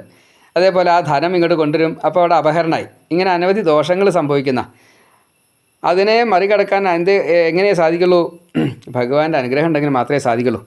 ഇവിടെ ഭഗവാന്റെ അനുഗ്രഹം ഇല്ലാഞ്ഞിട്ടല്ല, ഭഗവാനൊപ്പം ഉണ്ട്, എന്നിട്ടും കാര്യമില്ല, വേണ്ടതിയായില്ല എന്നുള്ളതാണ്. ഏതായാലും ഇങ്ങനെ ഒരു ആഗ്രഹമുണ്ട് എന്ന് പറഞ്ഞു. അത് എന്തിനു വേണ്ടിയിട്ടാണ്? നാരദൻ പറയുകയാണ്, ഇങ്ങനെ ചെയ്തു കഴിഞ്ഞാൽ യുധിഷ്ഠിരനും അതിൻ്റെ ഒരു ക്രെഡിറ്റ്, അതായത് യശസ് കിട്ടുമല്ലോ. ഭഗവാനെ എല്ലാവരും അറിയുമല്ലോ. ഭഗവാനെ എല്ലാവരും അറിയുമ്പോൾ ഭഗവാന്റെ ഒപ്പം യുധിഷ്ഠിരനെയും അറിയുമല്ലോ. അങ്ങനെ കൂട്ടിച്ചേർത്താ പറഞ്ഞു കേട്ടോ. അതുകൊണ്ടാണ് അത് യുധിഷ്ഠിര വിതർക്കം എന്ന് പറയാനുള്ള കാരണം. അങ്ങയുടെ ഈ പാദതീർത്ഥമാണല്ലോ ഭൂമിയിൽ ഗംഗയായിട്ട് വന്നത്. ആ സ്തുതിയുടെ അവസാനം പറയുകയാണ്, അങ്ങയുടെ ഈ മന്ദാകിനി ആകാശഗംഗയായിട്ട് സ്വർഗത്തിൽ ഈ പാദതീർത്ഥമല്ലേ ഒഴുകണത്? പാതാളത്തിൽ ഭോഗവതിയായിട്ട് ഒഴുകുന്നത് അങ്ങയുടെ ഈ പാദതീർത്ഥമല്ലേ? രണ്ട് കാര്യങ്ങളാണല്ലോ ജനങ്ങൾക്ക് മുക്തി കിട്ടാൻ വേണ്ടിയിട്ട് അങ്ങയാൽ കൊടുക്കപ്പെട്ടത്. ഒന്ന് ഈ പാദതീർത്ഥമാകുന്ന ഗംഗയും, രണ്ടാമത് അങ്ങയുടെ ലീലകളാകുന്ന ഈ കഥയും. മൂന്നാമത്തെ ഒരു കാര്യം കൂടി ഉണ്ട് കേട്ടോ, ഭഗവാന്റെ പാദധൂളിയും കൂടിയുണ്ട്. അവിടെ സ്തുതിയിൽ പറഞ്ഞിട്ടില്ല എന്ന് മാത്രമേ ഉള്ളൂ. ഈ മൂന്ന് കാര്യങ്ങളാണ് നമ്മൾ സ്വീകരിക്കേണ്ടത്. അപ്പോൾ അതിനെ സ്വീകരിച്ചിട്ടുള്ള ഭക്തന്മാരെയും നമ്മൾ അതേപോലെ തന്നെ സ്വീകരിക്കണം. ഇങ്ങനെ അതിഗംഭീരമായിട്ടുള്ള സ്തുതിയൊക്കെ കേട്ട് കഴിഞ്ഞപ്പോൾ സഭയിൽ ഈ കാര്യം എല്ലാവരും ചർച്ച ചെയ്തു. രണ്ട് കാര്യങ്ങൾ അടുപ്പിച്ച് വന്നു. ഒന്ന് ദീനരക്ഷയാണ്, ഒന്ന് യാഗയജ്ഞമാണ്. അപ്പോൾ അതുകൊണ്ട് ഇതിന് ഏതിനാണ് പ്രാധാന്യം കൊടുക്കേണ്ടത് എന്ന് കൃഷ്ണനോട് എല്ലാവരും ചോദിച്ചു. കൃഷ്ണൻ പറഞ്ഞു, ഇത് ഞാൻ പറഞ്ഞാൽ നേരെയാവുമെന്ന് തോന്നുന്നില്ല. അതുകൊണ്ട് ഉദ്ധവനെ വിളിച്ചു. ഉദ്ധവനാണ് മന്ത്രി. ബുദ്ധി സത്തമനാണ്. സാത്വിക ബുദ്ധിയിൽ ഏറ്റവും മൂർത്തിമത് ഭാവമാണ്. പിന്നെ ബൃഹസ്പതി ശിഷ്യനാണ്, ദേവന്മാരുടെ ഗുരുവായിട്ടുള്ള വ്യാഴം ആ ഗുരുവിൻ്റെ ശിഷ്യനാണ്. അപ്പോൾ അത്രയും പ്രാധാന്യമുണ്ട്. ബൃഹസ്പതിയുടെ ശിഷ്യനാണ്, ബ്രഹ്മാവിന് തുല്യനാണ്. അപ്പോൾ നിയമം വേദം എന്താണോ നല്ലോണം അറിയണ ആളാണെന്ന് സാരം. അതേപോലെ വേണ്ടത് വേണ്ട പോലെ മാത്രമേ പറയുള്ളൂ ചെയ്യുള്ളൂ. പിന്നെ മറ്റൊരു അനുഗ്രഹമുണ്ട്, ഉച്ഛിഷ്ടവും നിർമാല്യവും സ്ഥിരമായിട്ട് സ്വീകരിക്കുന്നയാളാണ് ഉദ്ധവൻ. അപ്പോൾ അതുകൊണ്ട് അസത്ത് എന്നുള്ളത് ഉദ്ധവൻ്റെ ഭാഗത്ത് നിന്ന് വരില്ല. ശ്രീകൃഷ്ണൻ ഇന്നിട്ടുള്ള വസ്ത്രവും കാര്യങ്ങളൊക്കെ ആണല്ലോ പിറ്റേ ദിവസം ഉദ്ധവൻ ധരിക്കുക. ശ്രീകൃഷ്ണൻ കഴിച്ച ആഹാരത്തിൻ്റെ ബാക്കിയാണല്ലോ ഉദ്ധവൻ കഴിക്കുക. അതുകൊണ്ട് ഉച്ഛിഷ്ട നിർമാല്യങ്ങൾ ഭഗവാൻ ഈ ഉദ്ധവന് അനുവദിച്ചു കൊടുക്കാറുണ്ട്. അപ്പോൾ ആ ഉദ്ധവൻ്റെ ഈ ഒരു മനോഭാവം കൊണ്ട് നല്ലത് മാത്രമേ പുറത്തേക്ക് വരുള്ളൂ എന്നുള്ളത് കൊണ്ട് ഉദ്ധവനോട് ചോദിച്ചു, ഉദ്ധവ എന്താ ചെയ്യേണ്ടത് ചോദിച്ചു. അപ്പോൾ ഉദ്ധവൻ നല്ലോണം ഒന്ന് ഭഗവാനെ നോക്കി എന്നിട്ട് ഒന്ന് സ്തുതിച്ചു. എന്തിനാ ഭഗവാനെ എന്നെ ഇങ്ങനെ കൊടുക്കണത്? എന്നാലും അങ്ങയുടെ ആജ്ഞാപാലകനായിട്ടുള്ള ഞാൻ അങ്ങ് പറഞ്ഞത് എന്താണോ അത് ഞാൻ ചെയ്തോളാം. എന്താ പറയേണ്ടത് അതൊന്ന് തോന്നിച്ചേരൂ എന്നാണ്. അതാണ് വിനയഭാവം. ഞാൻ എന്താ പറയേണ്ടത് എന്നുള്ള അങ്ങ് തന്നെ പറഞ്ഞൊരു ഉള്ളിൽ ദ്യോതിപ്പിക്കണം എന്ന് സാരം, എന്നാലേ അത് പറയാൻ പറ്റുള്ളൂ. പിന്നെ ഉദ്ധവൻ നന്നായിട്ട് പറഞ്ഞു. എന്താ പറഞ്ഞത്? ഭഗവാനെ രാജസൂയമാണ് ആദ്യം ചെയ്യേണ്ടത് എന്നാണ് എൻ്റെ അഭിപ്രായം. ഇത് അങ്ങ് എന്നെക്കൊണ്ട് പറയിച്ചതാണ് എന്ന് എനിക്ക് തോന്നുന്നു. രാജസൂയത്തിൻ്റെ ആദ്യത്തെ അഗ്നി ആധാനം കഴിഞ്ഞു കഴിഞ്ഞാൽ പിന്നീട് ചെയ്യേണ്ടത് എല്ലാവരെയും ഇതിനെ അംഗീകരിപ്പിക്കുക. ഇതിനെ ഇപ്രകാരത്തിൽ ചെയ്യാൻ വേണ്ടിയിട്ടുള്ള സഹായ അങ്ങനെയുണ്ട്. യാഗം യജ്ഞമൊക്കെ തുടങ്ങുമ്പോൾ ഓരോരുത്തരും പലതും വന്നിട്ട് സമർപ്പിക്കും, അതിനെ സ്വീകരിക്കണം. അപ്പോൾ അതിനെ സ്വീകരിക്കാനുള്ളൊരു അനുവാദമയോട് ഉണ്ടാക്കി തീർക്കണം. ഭഗവത് അനുഗ്രഹം വേണം. അതേപോലെ ഈ ലോകരുടെ മുഴുവൻ സഹകരണവും വേണം. അപ്പോൾ ഈ സഹകരണത്തിന് വേണ്ടിയിട്ട് എല്ലാവരെയും അന്വേഷിച്ച് പോവുകയാണ് വേണ്ടത്. അതിലാരെങ്കിലും എതിർത്തിട്ടുണ്ടെങ്കിൽ അവരെ തോൽപ്പിക്കുകയും വേണം. അത് യുദ്ധമാണ് വേണ്ടി വരിക. ഒരുപക്ഷെ അവരെ വധിക്കുകയാണ് വേണ്ടച്ചാൽ അത് ചെയ്യണോണ്ട് വിരോധമില്ല. ഇവിടെ ഈ ചക്രവർത്തിയുടെ കീഴിലാവണം ബാക്കിയുള്ള എല്ലാവരും. ഈശ്വരൻ്റെ കീഴിലാണ് ബാക്കി എല്ലാ പാലകന്മാരും. പാലകന്മാരുടെ ഗണത്തിൽപ്പെട്ടതായിട്ടുള്ള ഈ 30 മുക്കോടി ദേവകളും അതേപോലെ തന്നെ ഈ ചക്രവർത്തിയുടെ കീഴിലാവണം ബാക്കിയുള്ള എല്ലാവരും. ഇങ്ങനെ ഒരു നിയമമുണ്ടല്ലോ. അപ്പോൾ ആ നിയമത്തിന് വേണ്ടി പോകുമ്പോൾ ഈ ജരാസന്ധനെ തോൽപ്പിക്കാം. ആ ജരാസന്ധനെ വധിക്കുക എന്താ വേണ്ടച്ചാൽ അത് ചെയ്യാം. ഈ കാരാഗ്രഹത്തിൽ കിടക്കുന്നതായിട്ട് 20,800 രാജാക്കന്മാരെ മോചിപ്പിക്കുകയും ചെയ്യാം. ഈ പത്നിമാരുടെ കാര്യം നടക്കുകയും ചെയ്യും. ഇങ്ങനെയല്ലേ വേണ്ടത് എന്ന് ചോദിച്ചു. അപ്പോൾ അത് അങ്ങനെയാവാം എന്ന് ഒരു സമ്മതം അവിടെ ഭഗവാനിൽ നിന്നും കിട്ടി. അതിന് ഉപായം കൂടി അപ്പോൾ തന്നെ പറഞ്ഞു. ജരാസന്ധനെ വധിക്കുവാൻ എല്ലാവർക്കും സാധിക്കില്ല. ഇവിടെ ഇപ്പോൾ ഭീമന് മാത്രമേ സാധിക്കുള്ളൂ. പിന്നെ ബലരാമൻ ചെയ്യില്ല, അവിടെ അനുവാദമില്ല. അതുകൊണ്ടാണ് മുക്തിക്ക് അർഹതയില്ല. ജരാസന്ധന് ഈ ജരയാൽ ജീവിക്കപ്പെട്ടതുകൊണ്ട് ജരാസന്ധന് ഈ ബലരാമനാൽ മുക്തി കൊടുക്കാനുള്ള അർഹതയില്ല. അപ്പോൾ അതുകൊണ്ട് ഭീമന് മാത്രമേ വധിക്കാൻ സാധിക്കുള്ളൂ എന്നാണ് എൻ്റെ അഭിപ്രായം. അതിന് നേരിട്ടാണ് ചെന്ന് കഴിഞ്ഞാൽ അത് തരില്ല. അപ്പോൾ അതുകൊണ്ട് ബ്രാഹ്മണ ഭക്തനായിട്ടുള്ള ആ ജരാസന്ധനെ താൽക്കാലികമായിട്ടാണെങ്കിലും ബ്രാഹ്മണ വേഷം കെട്ടിയിട്ട് ഭീമനും അർജുനനും ഭഗവാനും കൂടിയിട്ട് പോയിട്ട് രാവിലെ തേവാരം കഴിഞ്ഞ സമയത്ത് ദ്വന്ദ്വയുദ്ധം വരമായിട്ട് വാങ്ങി ആ ഭീമനെ കൊണ്ട് ഈ ജരാസന്ധനെ അങ്ങയുടെ സാന്നിധ്യത്തിൽ വധിക്കണമെന്നാണ് എൻ്റെ ഒരു ഉള്ളിൽ തോന്നിച്ചത്. അത് ഞാനിതാ ഇപ്പോൾ അങ്ങയെ അറിയിക്കണോ എന്ന് പറഞ്ഞു. അപ്പോൾ അതെല്ലാവരും നന്നായിട്ട് തന്നെ അംഗീകരിച്ചു എന്നുള്ളതാണ്. ഇങ്ങനെ ഇത്ര സമർത്ഥമായിട്ട് ഈ കാര്യത്തെ പരിഹരിച്ചു കഴിഞ്ഞപ്പോൾ എല്ലാവരും ആ ഉദ്ധവനെ സാധു സാധു സാധു എന്ന് പറഞ്ഞ് വളരെയധികം പുകഴ്ത്തി. വളരെയധികം സന്തോഷമായി എല്ലാവർക്കും. ആ കാര്യങ്ങളൊന്നും അങ്ങനെ തന്നെ ചെയ്യല്ലേ എന്ന് തീരുമാനിച്ചു. ഇനി അതിനുള്ള തയ്യാറെടുപ്പുകളെ ചെയ്യാം. അതിൽ ദോഷമായിട്ട് നിൽക്കുന്ന വലിയൊരു ഘടകമുള്ളത് 100 അക്ഷൗഹിണി സൈന്യമുണ്ട് ജരാസന്ധന്. 100 അക്ഷൗഹിണി സൈന്യങ്ങളെ മുഴുവൻ പരാജയപ്പെടുത്തുകയോ നശിപ്പിക്കുകയോ ചെയ്യണമെങ്കിൽ ഒരു വലിയ യുദ്ധം, ഒരു നല്ല കാര്യം ചെയ്യുന്ന സമയത്ത് ഇങ്ങനൊരു യുദ്ധം വരുമ്പോൾ അത് ലോകത്തിന് മുഴുവൻ വലിയൊരു നാശമായിട്ടാണ് വരിക. ഈ സദ്യശസ് എന്നുള്ളത് സംഭവിക്കില്ല. അപ്പോൾ അതുകൊണ്ട് അത് ഒഴിവാക്കണം എന്നുള്ള രീതിയിലാണ് ഈ ജരാസന്ധനെ ഇങ്ങനെ പേഴ്സണലായിട്ട് ദ്വന്ദ്വയുദ്ധത്തോട് കൂടിയിട്ട് ഭീമനെ കൊണ്ട് വധിക്കണം എന്ന്. അതിൽ ഈ ഒരു കള്ളത്തരം മാത്രമേ ചെയ്തിട്ടുള്ളൂ. ബ്രാഹ്മണ വേഷത്തിൽ ചെന്ന് യുദ്ധം യാചിക്കുക എന്നൊരവസ്ഥ വേണം. ഇത് മാത്രമേ അതിലൊരു തെറ്റുള്ളൂ. ബാക്കിയുള്ള കാര്യങ്ങളൊക്കെ അംഗീകരിച്ചു. അതേപോലെ ഭഗവാന്റേതായിട്ടുള്ള ഈ സർവരക്ഷ എന്നുള്ളത് ഗോപികളെ ഗുഹയിലിട്ട് അടച്ചിട്ടുള്ള ശംഖചൂടനെ കൊന്ന പോലെ, അതേപോലെ ഗജേന്ദ്രന് മോക്ഷം കൊടുത്ത പോലെ, രാവണനെ കൊന്ന സീതയെ മോചിപ്പിച്ച പോലെ, കംസനെ കൊന്ന അച്ഛനമ്മമാരെ മോചിപ്പിച്ച പോലെ, ഇങ്ങനെ ഈ ജരാസന്ധനെ ഇപ്രകാരത്തിൽ കൊന്നിട്ട് 20,800 രാജാക്കന്മാരെ മോചിപ്പിക്കുന്നത് ധർമ്മം തന്നെയാണ് എന്ന് അവിടെ വിധിക്കുകയും ചെയ്തു. സ്തുതിയായിട്ടാണ് പറഞ്ഞേച്ചാലും അതും എല്ലാവരാലും അംഗീകരിക്കപ്പെട്ടു. ഇങ്ങനെ ഇനി യാഗം നടത്താനുള്ള തീരുമാനത്തിലെത്തുന്നു. അപ്പോൾ യാഗം നടത്താൻ വേണ്ടിയിട്ട് എല്ലാവരെയും ക്ഷണിക്കുക തുടങ്ങിയിട്ടുള്ള കാര്യങ്ങളൊക്കെയാണ് വേണ്ടത്. യാഗം അവിടെ വെച്ച് തീരുമാനമായി. അങ്ങനെയാണ്. എവിടെ വെച്ചിട്ടാണ് തീരുമാനിച്ചത്? യുധിഷ്ഠിരൻ്റെ കൊട്ടാരത്തിൽ വെച്ചിട്ടാണ് തീരുമാനിക്കേണ്ടതേ. തീരുമാനിച്ചത് മറ്റേ ഭഗവാന്റെ ഈ സുധർമ്മ എന്നുള്ള സഭയിൽ ഉഗ്രസേനൻ്റെ രാജപദവി, ഉഗ്രസേനാണ് രാജാവായിട്ടിരിക്കുന്നത്, ആ അധ്യക്ഷതയിലാണ് തീരുമാനിച്ചത്. അല്ലാച്ച ഈ യാഗം നടക്കില്ല. കാരണം ഈ അഷ്ടദിക്പാലകന്മാരൊക്കെ അനുകൂലിച്ച് നിൽക്കണം. അതല്ലാച്ചാൽ യാഗം നടക്കില്ല. ഇവിടെ ഭൂഭാര ഹരണമാണ് ലക്ഷ്യം. അപ്പോൾ അതിന് കുറച്ചധികം സമയമെടുത്തുകൊണ്ട് കുറച്ചധികം സംഭാരങ്ങൾ വേണം. എല്ലാവരും ഒരുങ്ങണം. എല്ലാവരെയും അവിടേക്ക് എത്തിക്കണം. എന്നാലേ കൊല്ലാൻ പറ്റൂ. പലതുമുണ്ട്. അടുത്ത ഈ രാജസൂയ യാഗമല്ല ഭഗവാന്റെ ലക്ഷ്യം. ഭഗവാന്റെ ലക്ഷ്യം എന്താ? ഈ രാജസൂയ യാഗം കഴിഞ്ഞതിൻ്റെ ശേഷമുള്ള കുരുക്ഷേത്ര യുദ്ധമാണ് ഭഗവാന്റെ ലക്ഷ്യം.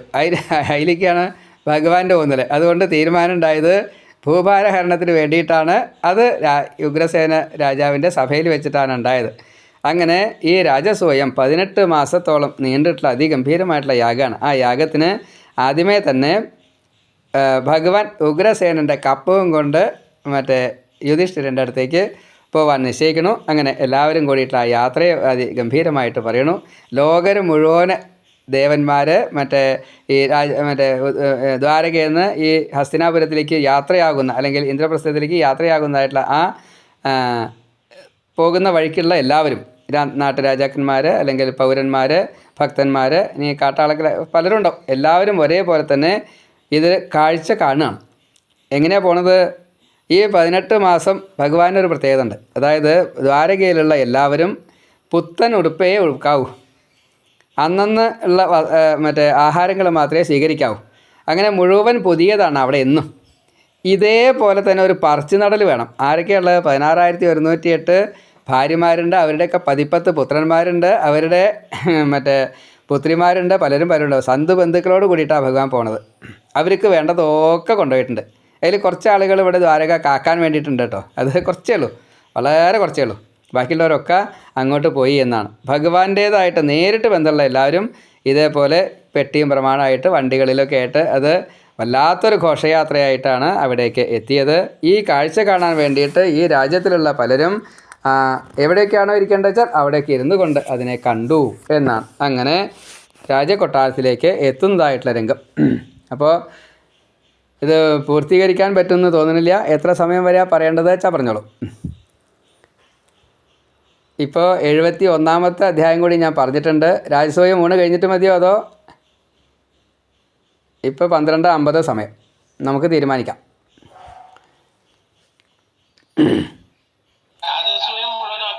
മുഴുവനാക്കാം. എന്നാൽ വേഗം കഴിക്കാം. ആയിക്കോട്ടെ. അങ്ങനെ എല്ലാവരും കൂടിയിട്ട് ആ രാജസൂയം നടത്താൻ വേണ്ടിയിട്ട് ദ്വാരകയിൽ നിന്ന് ആദ്യം അവിടെ എത്തുന്നു. ഇങ്ങനെ കുറച്ച് ദിവസം, ഒരു 3 മാസക്കാലം ഈ എല്ലാവരും കൂടിയിട്ട് ഭഗവാനെ നന്നായിട്ട് സ്വീകരിച്ചു കേട്ടോ. അവിടെ കുറച്ച് വിസ്താരമുണ്ട്, ഞാൻ പറയുന്നില്ല.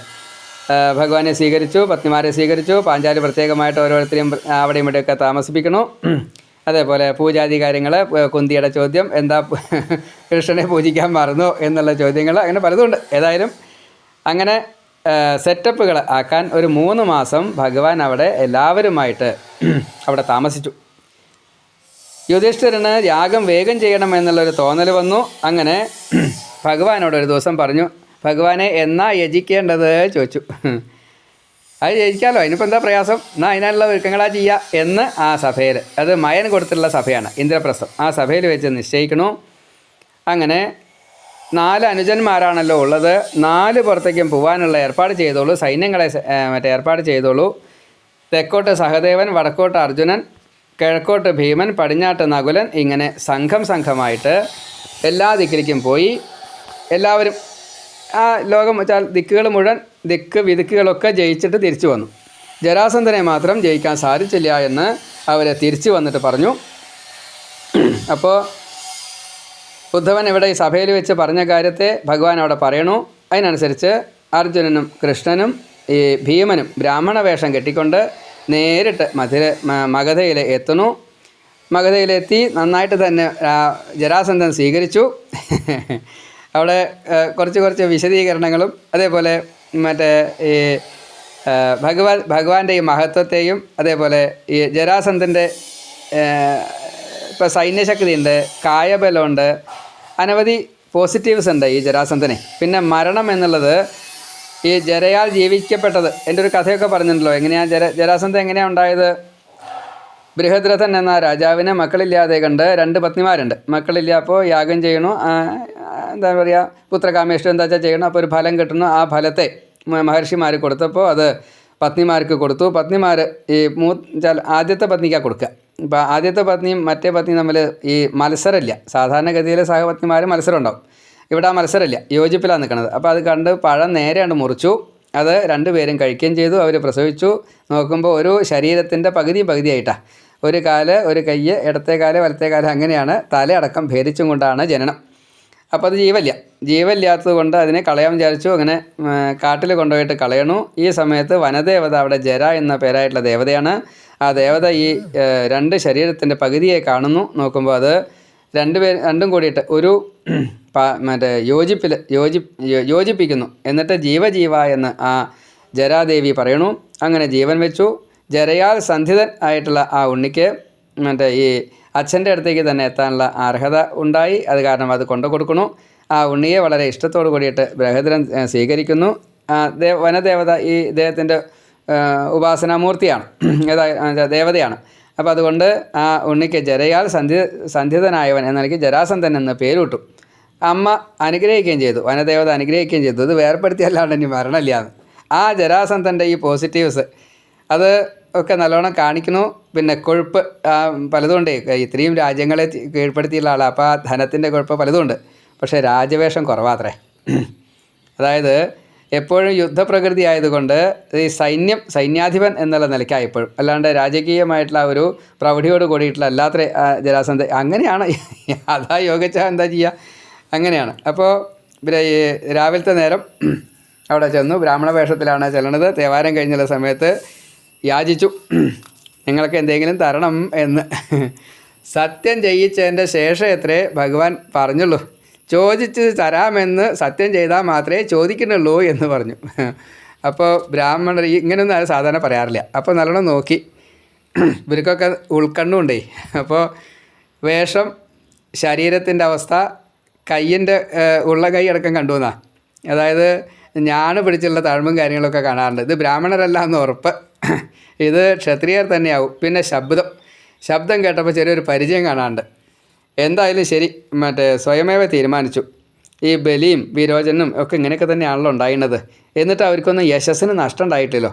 ആയുസ് പോയിക്കോട്ടെ, പരമാവധി അതല്ലേ ചോദിക്കുള്ളൂ, അതിൽ കൂടെ ഒന്നും ചോദിക്കില്ലല്ലോ എന്ന് കണക്കാക്കിക്കൊണ്ട് ഈ 3 ബ്രാഹ്മണരായിട്ടാണല്ലോ വന്നിരിക്കുന്നത്. ജരാസന്ധൻ പറഞ്ഞു, നിങ്ങൾക്ക് എന്താണോ ആഗ്രഹിച്ചാൽ ചോദിച്ചോളൂ, എൻ്റെ തല വേണിച്ചാൽ അതും തരാം എന്നും കൂടിയും പറഞ്ഞു. അപ്പോൾ ഭഗവാൻ മൗനമായിട്ട് സ്വയമേവ ചിന്തിച്ചു, തല തന്നെയാണ് ഞങ്ങൾക്ക് ഇങ്ങനെ വേണ്ടാന്ന് മാത്രമേ ഉള്ളൂ. എന്നിട്ട് പറഞ്ഞു, ഞങ്ങളെ ഉണ്ണാൻ വന്നവരല്ല, ദ്വന്ദ്വയുദ്ധമാണ് ഞങ്ങൾക്ക് വേണ്ടത്. അത് തരാൻ പറ്റിച്ചാൽ വേണം എന്ന് പറഞ്ഞു. അപ്പോൾ അത് തരാമെന്ന് പറഞ്ഞു. പിന്നെ ആരോടാണ് വേണ്ടത് എന്നുള്ളത് ജരാസന്ധനോട് നിശ്ചയിച്ചോളാൻ പറഞ്ഞു. അപ്പോൾ ശബ്ദം കേട്ടപ്പോൾ അതേപോലെ തന്നെ ചില ഭാവങ്ങളൊക്കെ ഉണ്ട്. ആ ഭാവങ്ങളൊക്കെ മനസ്സിലാക്കാൻ സാധിക്കും. അപ്പോൾ കൃഷ്ണൻ്റെ ചില ഭാവങ്ങൾ മനസ്സിലാക്കിയപ്പോൾ ചിലതൊക്കെ മനസ്സിലായി. കൃഷ്ണൻ അതിന് ഇനി സംശയം വേണ്ട അങ്ങനെ പറയുകയും ചെയ്തു. എന്താ പറഞ്ഞത്? തരാമെന്ന് പറഞ്ഞപ്പോൾ, അങ്ങയുടെ ശത്രുവായിട്ടുള്ള കൃഷ്ണനാണ് ഞാൻ. അതേപോലെ ഇത് പാണ്ഡവരിൽ 2ാമൻ ഭീമൻ, ഇത് പാണ്ഡവരിൽ 3ാമൻ അർജുനൻ എന്ന് പറഞ്ഞു. ഞങ്ങൾക്ക് ദ്വന്ദ്വയുദ്ധമാണ് വേണ്ടത്, ഞങ്ങൾ ഊണ് കഴിക്കാൻ വന്ന ബ്രാഹ്മണരല്ല കേട്ടോ എന്ന് പറഞ്ഞു. അതിക്ക് നിങ്ങളെ കണ്ടപ്പോൾ തന്നെ നിങ്ങളുടെ കാപട്യം കൊണ്ടൊക്കെ മനസ്സിലായിരുന്നു എന്ന് പറഞ്ഞു. എന്നിട്ട് നല്ലോണം ഒരു അട്ടഹാസം, ഭീരു അങ്ങനെയാണത്രേ, നല്ലോണം ചിരിച്ചിട്ട് പറഞ്ഞു, കൃഷ്ണ നീ കള്ളനാണ്, എൻ്റെ ഈ സൈന്യബലമെന്നോ എന്ത് കണ്ടാലും വേണ്ട, നീ എന്നിൽ നിന്ന് തോറ്റു ഓടി പോയുള്ള ഒരാളാണ്, ഭീരുവായിട്ടുള്ള എന്നോട് യുദ്ധം ചെയ്യാൻ ഞാൻ എന്തായാലും ഇല്ല. പിന്നെ അർജുനനോട് പറഞ്ഞു, ശിശു ഈ ശിശുവിനെ ഞാൻ വധിക്കുകയൊക്കെ ചെയ്തു വെച്ചാൽ നിങ്ങളൊരു പക്ഷേ എന്നെ ഒരു വിലയില്ലാത്ത ഒരാളായിട്ട് മാറ്റും. അതുകൊണ്ട് എനിക്ക് അതിന് താല്പര്യമില്ല, എൻ്റെ യശസ്സ് നഷ്ടമായാൽ പറ്റില്ല. ഭീമൻ തുല്യ ബലോമമ, എൻ്റെ തുല്യനാണ് ഭീമൻ, അതുകൊണ്ട് നമുക്ക് ഈ ഭീമനായിട്ട് യുദ്ധം ചെയ്യാമെന്ന് സമ്മതിച്ചു. അങ്ങനെ യുദ്ധത്തിന് വേണ്ടിയിട്ട് സ്വന്തം ആയുധപ്പേരുണ്ട്, അവിടുന്ന് 2 ഗത എടുത്തു. ഏതാച്ചാൽ എടുക്കാട്ടോ ഭീമ എന്നൊക്കെ പറഞ്ഞുകൊണ്ട് ഓരോ ഗത 2 പേരും എടുത്തു. അവിടെ യുദ്ധത്തിന് അങ്ങനെയുള്ള സജ്ജീകരണമാണ് എന്നും ഉണ്ട്. അപ്പോൾ അവിടെ ചെന്നു, യുദ്ധത്തിനുള്ള തീരുമാനം അങ്ങോട്ടും ഇങ്ങോട്ടും എല്ലാവരും വലിയ അട്ടഹാസത്തോട് കൂടിയിട്ടാണ് കേട്ടോ, എല്ലാം ഉണ്ട് അവിടെ. കാണികൾ ധാരാളം ഉണ്ട്, കൊട്ടപ്പാട്ട് അങ്ങനെ അതിഗംഭീരമായിട്ടുള്ളതാണ്, അന്നദാനം ഒക്കെ ഉണ്ട്, ഗംഭീരമായിട്ടുള്ള ഉത്സവമാണ്. 27 ദിവസം 2 പേരും പകല മുഴുവൻ യുദ്ധം ചെയ്തു. രാത്രി മുഴുവൻ സുഹൃത്തുക്കളെ പോലെ ഒരുമിച്ചിരുന്നിട്ട് ആഹാരം കഴിക്കൽ, കുളിക്കൽ തുടങ്ങിയുള്ള കാര്യങ്ങളാണ്, നല്ല നല്ല സംവാദങ്ങൾ. അവിടെ യാതൊരു ചർച്ച തന്നെ അങ്ങനെയാണത്രേ. ഇന്നത്തെ എൻ്റെ അടി എങ്ങനെ കൊണ്ടു, എങ്ങനെ സ്വീകരിച്ചു, നല്ലോണം വേദനിച്ചു, എല്ലൊക്കെ നുറുങ്ങിയത്രേ പാവം ഭീമൻ്റെ. അപ്പോൾ 27 ദിവസം കഴിഞ്ഞപ്പോൾ ഭീമൻ കൃഷ്ണനോട് പറഞ്ഞു അത്രേ, എനിക്ക് ഇങ്ങനെ അടി കൊള്ളാൻ വയ്യ, ഞാൻ മരിക്കുകയുണ്ടാവുള്ളൂ, നമുക്ക് യുദ്ധം നിർത്തി പോയാലോ എന്ന് വരെ ചോദിച്ചു എന്നാ. ഏട്ടൻ്റെ യശസ്സിന് കളങ്കാവുമല്ലോ, കൂടെ ഭഗവാനല്ലേ, ഭഗവാനും പ്രശ്നമുണ്ടല്ലോ, അപ്പോൾ അതുകൊണ്ട് എന്താ വേണ്ടതെന്ന് ചോദിക്കാനുണ്ടായത്. അപ്പോൾ ഭഗവാൻ ഒരു മായ കാട്ടി, ഭീമ നിന്നേക്കാൾ മീത ആൾക്കാരുണ്ടെന്ന് ഇപ്പോൾ നിനക്ക് മനസ്സിലായില്ലേ? പറഞ്ഞൊന്നുമില്ല കേട്ടോ, ഇപ്പോൾ മനസ്സിലായില്ലേ? ഉവ്വ്.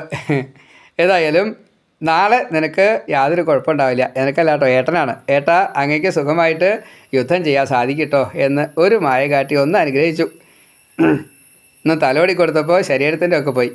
മനസ്സുകൊണ്ട് അനുഗ്രഹം ചെയ്ത് കഴിഞ്ഞപ്പോൾ നല്ല ഉഷാറായി. പിറ്റേ ദിവസം ഉണർന്നപ്പോൾ ഞാൻ തന്നെയാണ് യുദ്ധത്തിന് പോണത്, ആൾ മാറണമെന്നാണ് ചോദിച്ചത് തലേ ദിവസേ. അപ്പോൾ ആൾ മാറണ്ട, ഞാൻ തന്നെയാണ് യുദ്ധത്തിന് പോകണമെന്ന് പറഞ്ഞു. അവിടെ ചെന്നു, അതിഗംഭീരമായിട്ടുള്ള തേജസ്സും ഓജസ്സും അത് എടുത്തുകൊണ്ട് യുദ്ധം ചെയ്യണു. ആ സമയത്ത് യുദ്ധത്തിൽ ഈ തോൽക്കണ് കാണാനില്ല.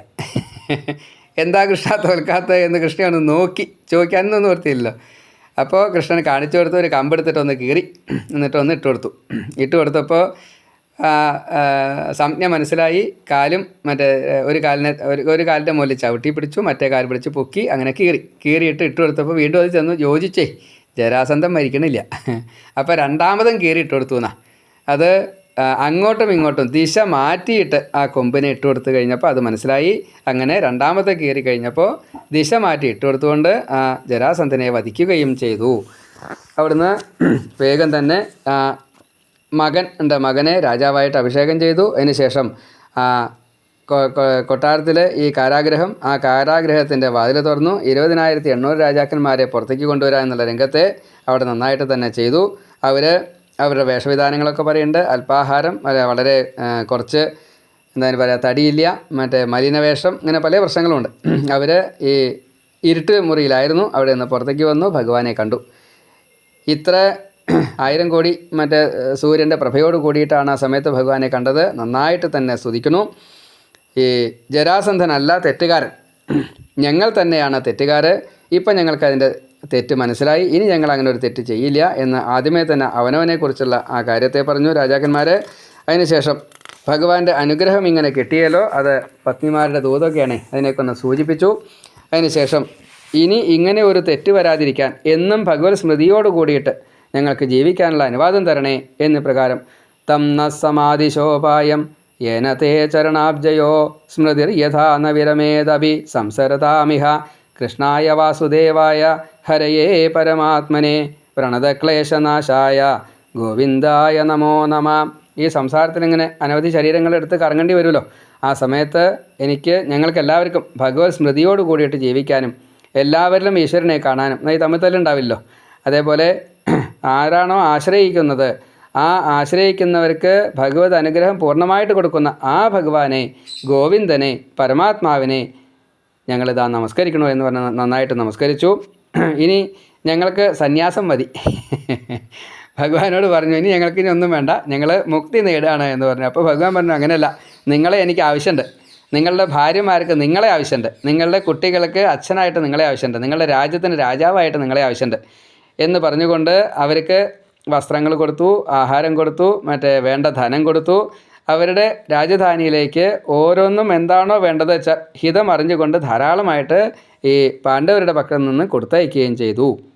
ഇങ്ങനെ എല്ലാവർക്കും സന്തോഷമായിട്ടുള്ള ഒരവസ്ഥയെ ആ ജരാസന്ധൻ്റെ ഈ വധവും ഈ രാജാക്കന്മാരുടെ യാത്രയാവലും കൂടിയിട്ട് ആ രംഗം അവിടെ പറയണു. ഇനി ഈ യാഗത്തിന് വേണ്ടതായിട്ടുള്ള ഒരു രാജാക്കന്മാരെയും ഇനി ജയിക്കാനില്ല.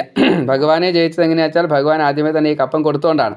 അപ്പോൾ ഭഗവാനെ ഭക്തി കൊണ്ടാണ് ജയിച്ചത്. പിന്നെ കീഴ്പ്പെട്ടു എന്ന് ഭഗവാൻ ഉഗ്രസേനൻ്റെ പേരിൽ അവിടെ കീഴ്പ്പെട്ട് നിൽക്കുകയാണ് ഉണ്ടായത്. പിന്നെ ഈ കേമന്മാരെ മുഴുവൻ നന്നായിട്ട് തന്നെ ജയിച്ചു എന്നുള്ളത് മനസ്സിലായപ്പോൾ വളരെ ഗംഭീരമായിട്ടുള്ള ആ യാഗം നന്നായിട്ട് തന്നെ നടക്കണം. ആ നടക്കുന്ന സമയത്ത് യാഗത്തിൻ്റെ പകുതി വെച്ചിട്ടാണ് പിന്നീട് ഒരു രംഗമുണ്ടാവുന്നത്. അവിടെ എല്ലാവരുടെയും പങ്കാളിത്തം, ഇതേപോലൊരു യാഗം ഇതിനു മുന്നേ നടന്നിട്ടില്ല എന്നുള്ള രീതിയിലുള്ള എല്ലാവരുടെയും പുകഴ്ത്തലുകൾ, 29 ഹോതാക്കളെ ഉപയോഗിച്ചുകൊണ്ടുള്ള ഈ യാഗം, അതേപോലെ മരത്തിൻ്റെ യാഗമോ അല്ലെങ്കിൽ വരുണൻ്റെ യാഗമോ, ഇങ്ങനെയുള്ള വളരെ കുറച്ച് യാഗങ്ങൾ മാത്രമേ ഇതുപോലെ ചെയ്തിട്ടുള്ളൂ. അപ്പോൾ അതിനേക്കാൾ കൂടുതൽ നന്നായിട്ട് തന്നെ ഈ യാഗം നടക്കപ്പെടുന്നു. പങ്കാളിത്തം കൊണ്ടും ധനപുഷ്ടി കൊണ്ടും പിന്നെ കർമ്മ ശുദ്ധി കൊണ്ടും ഒക്കെ വളരെ, കാരണം ഭഗവാന്റെ സാന്നിധ്യമാണ്, എല്ലാ ദേവകളും അവിടെയുണ്ട്.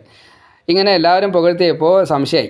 അഗ്രാസന പൂജ നടുക്ക് വെച്ച് ചെയ്യേണ്ട കാര്യം, ആര് വേണം അഗ്രാസന പൂജയ്ക്ക് എന്ന് കണക്കാക്കി. അപ്പോൾ സഹദേവൻ പറഞ്ഞു, ജ്ഞാനം നല്ലോണം ഉള്ളയാളാണ് നകുല സഹദേവന്മാർ. അപ്പോൾ സഹദേവൻ പറഞ്ഞു, ഇത് ഭഗവാൻ തന്നെയാണ് വേണ്ടത്.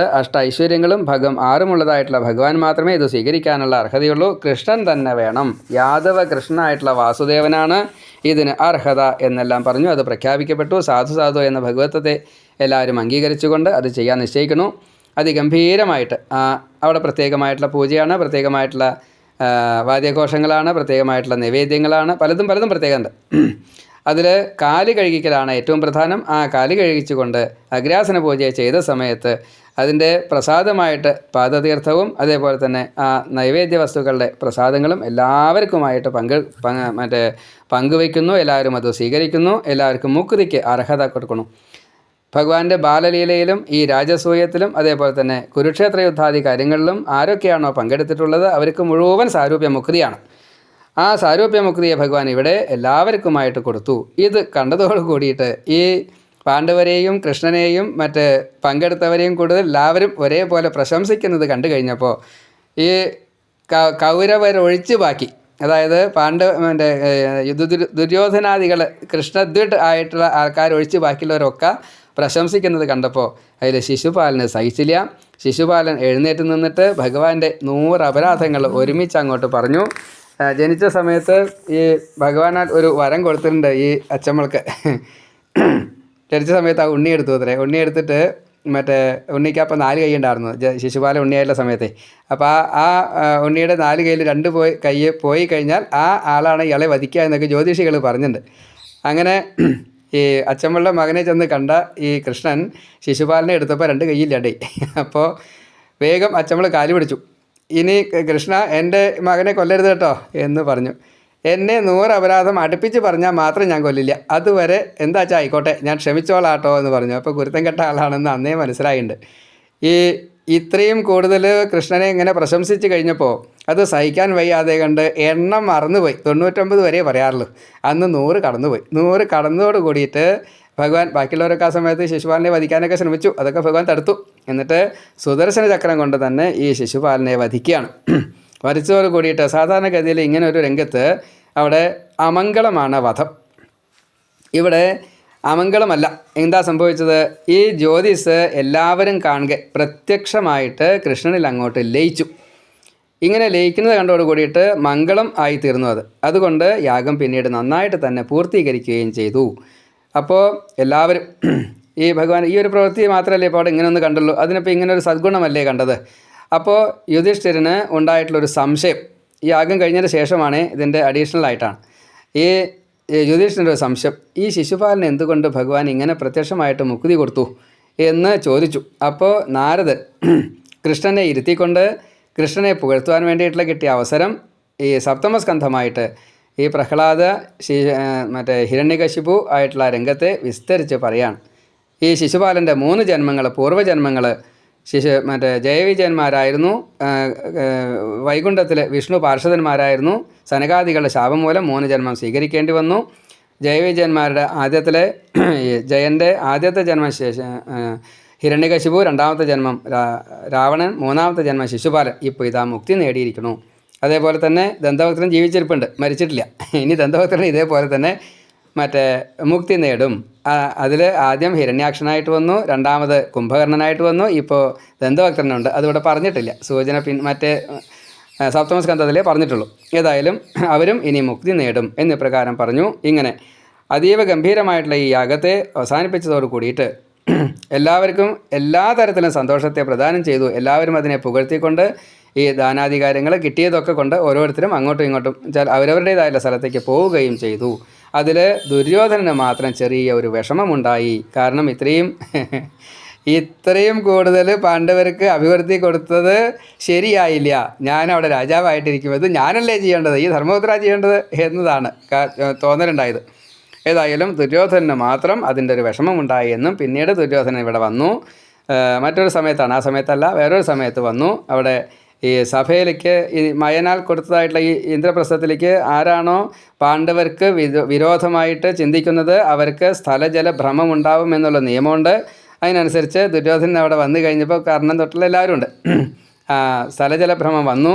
വെള്ളമുള്ള സ്ഥലത്ത് വെള്ളമില്ല എന്ന് തോന്നി, വെള്ളമില്ലാത്ത സ്ഥലത്ത് വെള്ളമുണ്ട് എന്ന് തോന്നി, മറ്റേ വാതിലുള്ള സ്ഥലത്ത് വാതിലില്ല എന്ന് തോന്നി, ഇല്ലാത്ത സ്ഥലത്ത് ഇങ്ങനെ വിപരീതം. അങ്ങനെ പോകുന്ന സമയത്ത് ഈ വെള്ളമില്ലാത്ത സ്ഥലത്ത് നന്നായിട്ട് നടന്നപ്പോൾ അതിൽ വീണ് കഴിഞ്ഞപ്പോൾ വെള്ളത്തിലും എന്ന് വീണപ്പോൾ എല്ലാവർക്കും വലിയൊരു അത്ഭുതമായി. എല്ലാവരും ചിരിച്ചു. കാരണം ഒരാൾ വീണ് കഴിഞ്ഞാൽ ചിരിക്കാം, അതിൻ്റെ ഒരു നിയമമുണ്ട്. അപ്പോൾ ഭീമനും പാഞ്ചാലിയൊക്കെ നല്ലോണം ചിരിക്കാൻ തുടങ്ങി. യുധിഷ്ഠിരൻ പറഞ്ഞു അങ്ങനെ ചിരിക്കാൻ പാടില്ല. അപ്പോൾ കൃഷ്ണൻ കുറച്ച് പിന്നാക്കം മാറി നിന്നിട്ട് എല്ലാവരും ചിരിച്ചോളും, പാഞ്ചാലി നല്ലോണം ചിരിക്കൂ എന്ന് പറഞ്ഞ് കാണിച്ചു. അത് ഭീമനും പാഞ്ചാലിയും മാത്രമല്ല, ലോകർ മുഴുവൻ ഏറ്റെടുത്തു എന്നാണ്. എല്ലാവരും ചിരിച്ചു, നന്നായിട്ട് തന്നെ ചിരിച്ചു. യുധിഷ്ഠിരനും ദുര്യോധനനും ഒഴിച്ച് ബാക്കിയുള്ള എല്ലാവരും ചിരിച്ചു എന്നാണ്.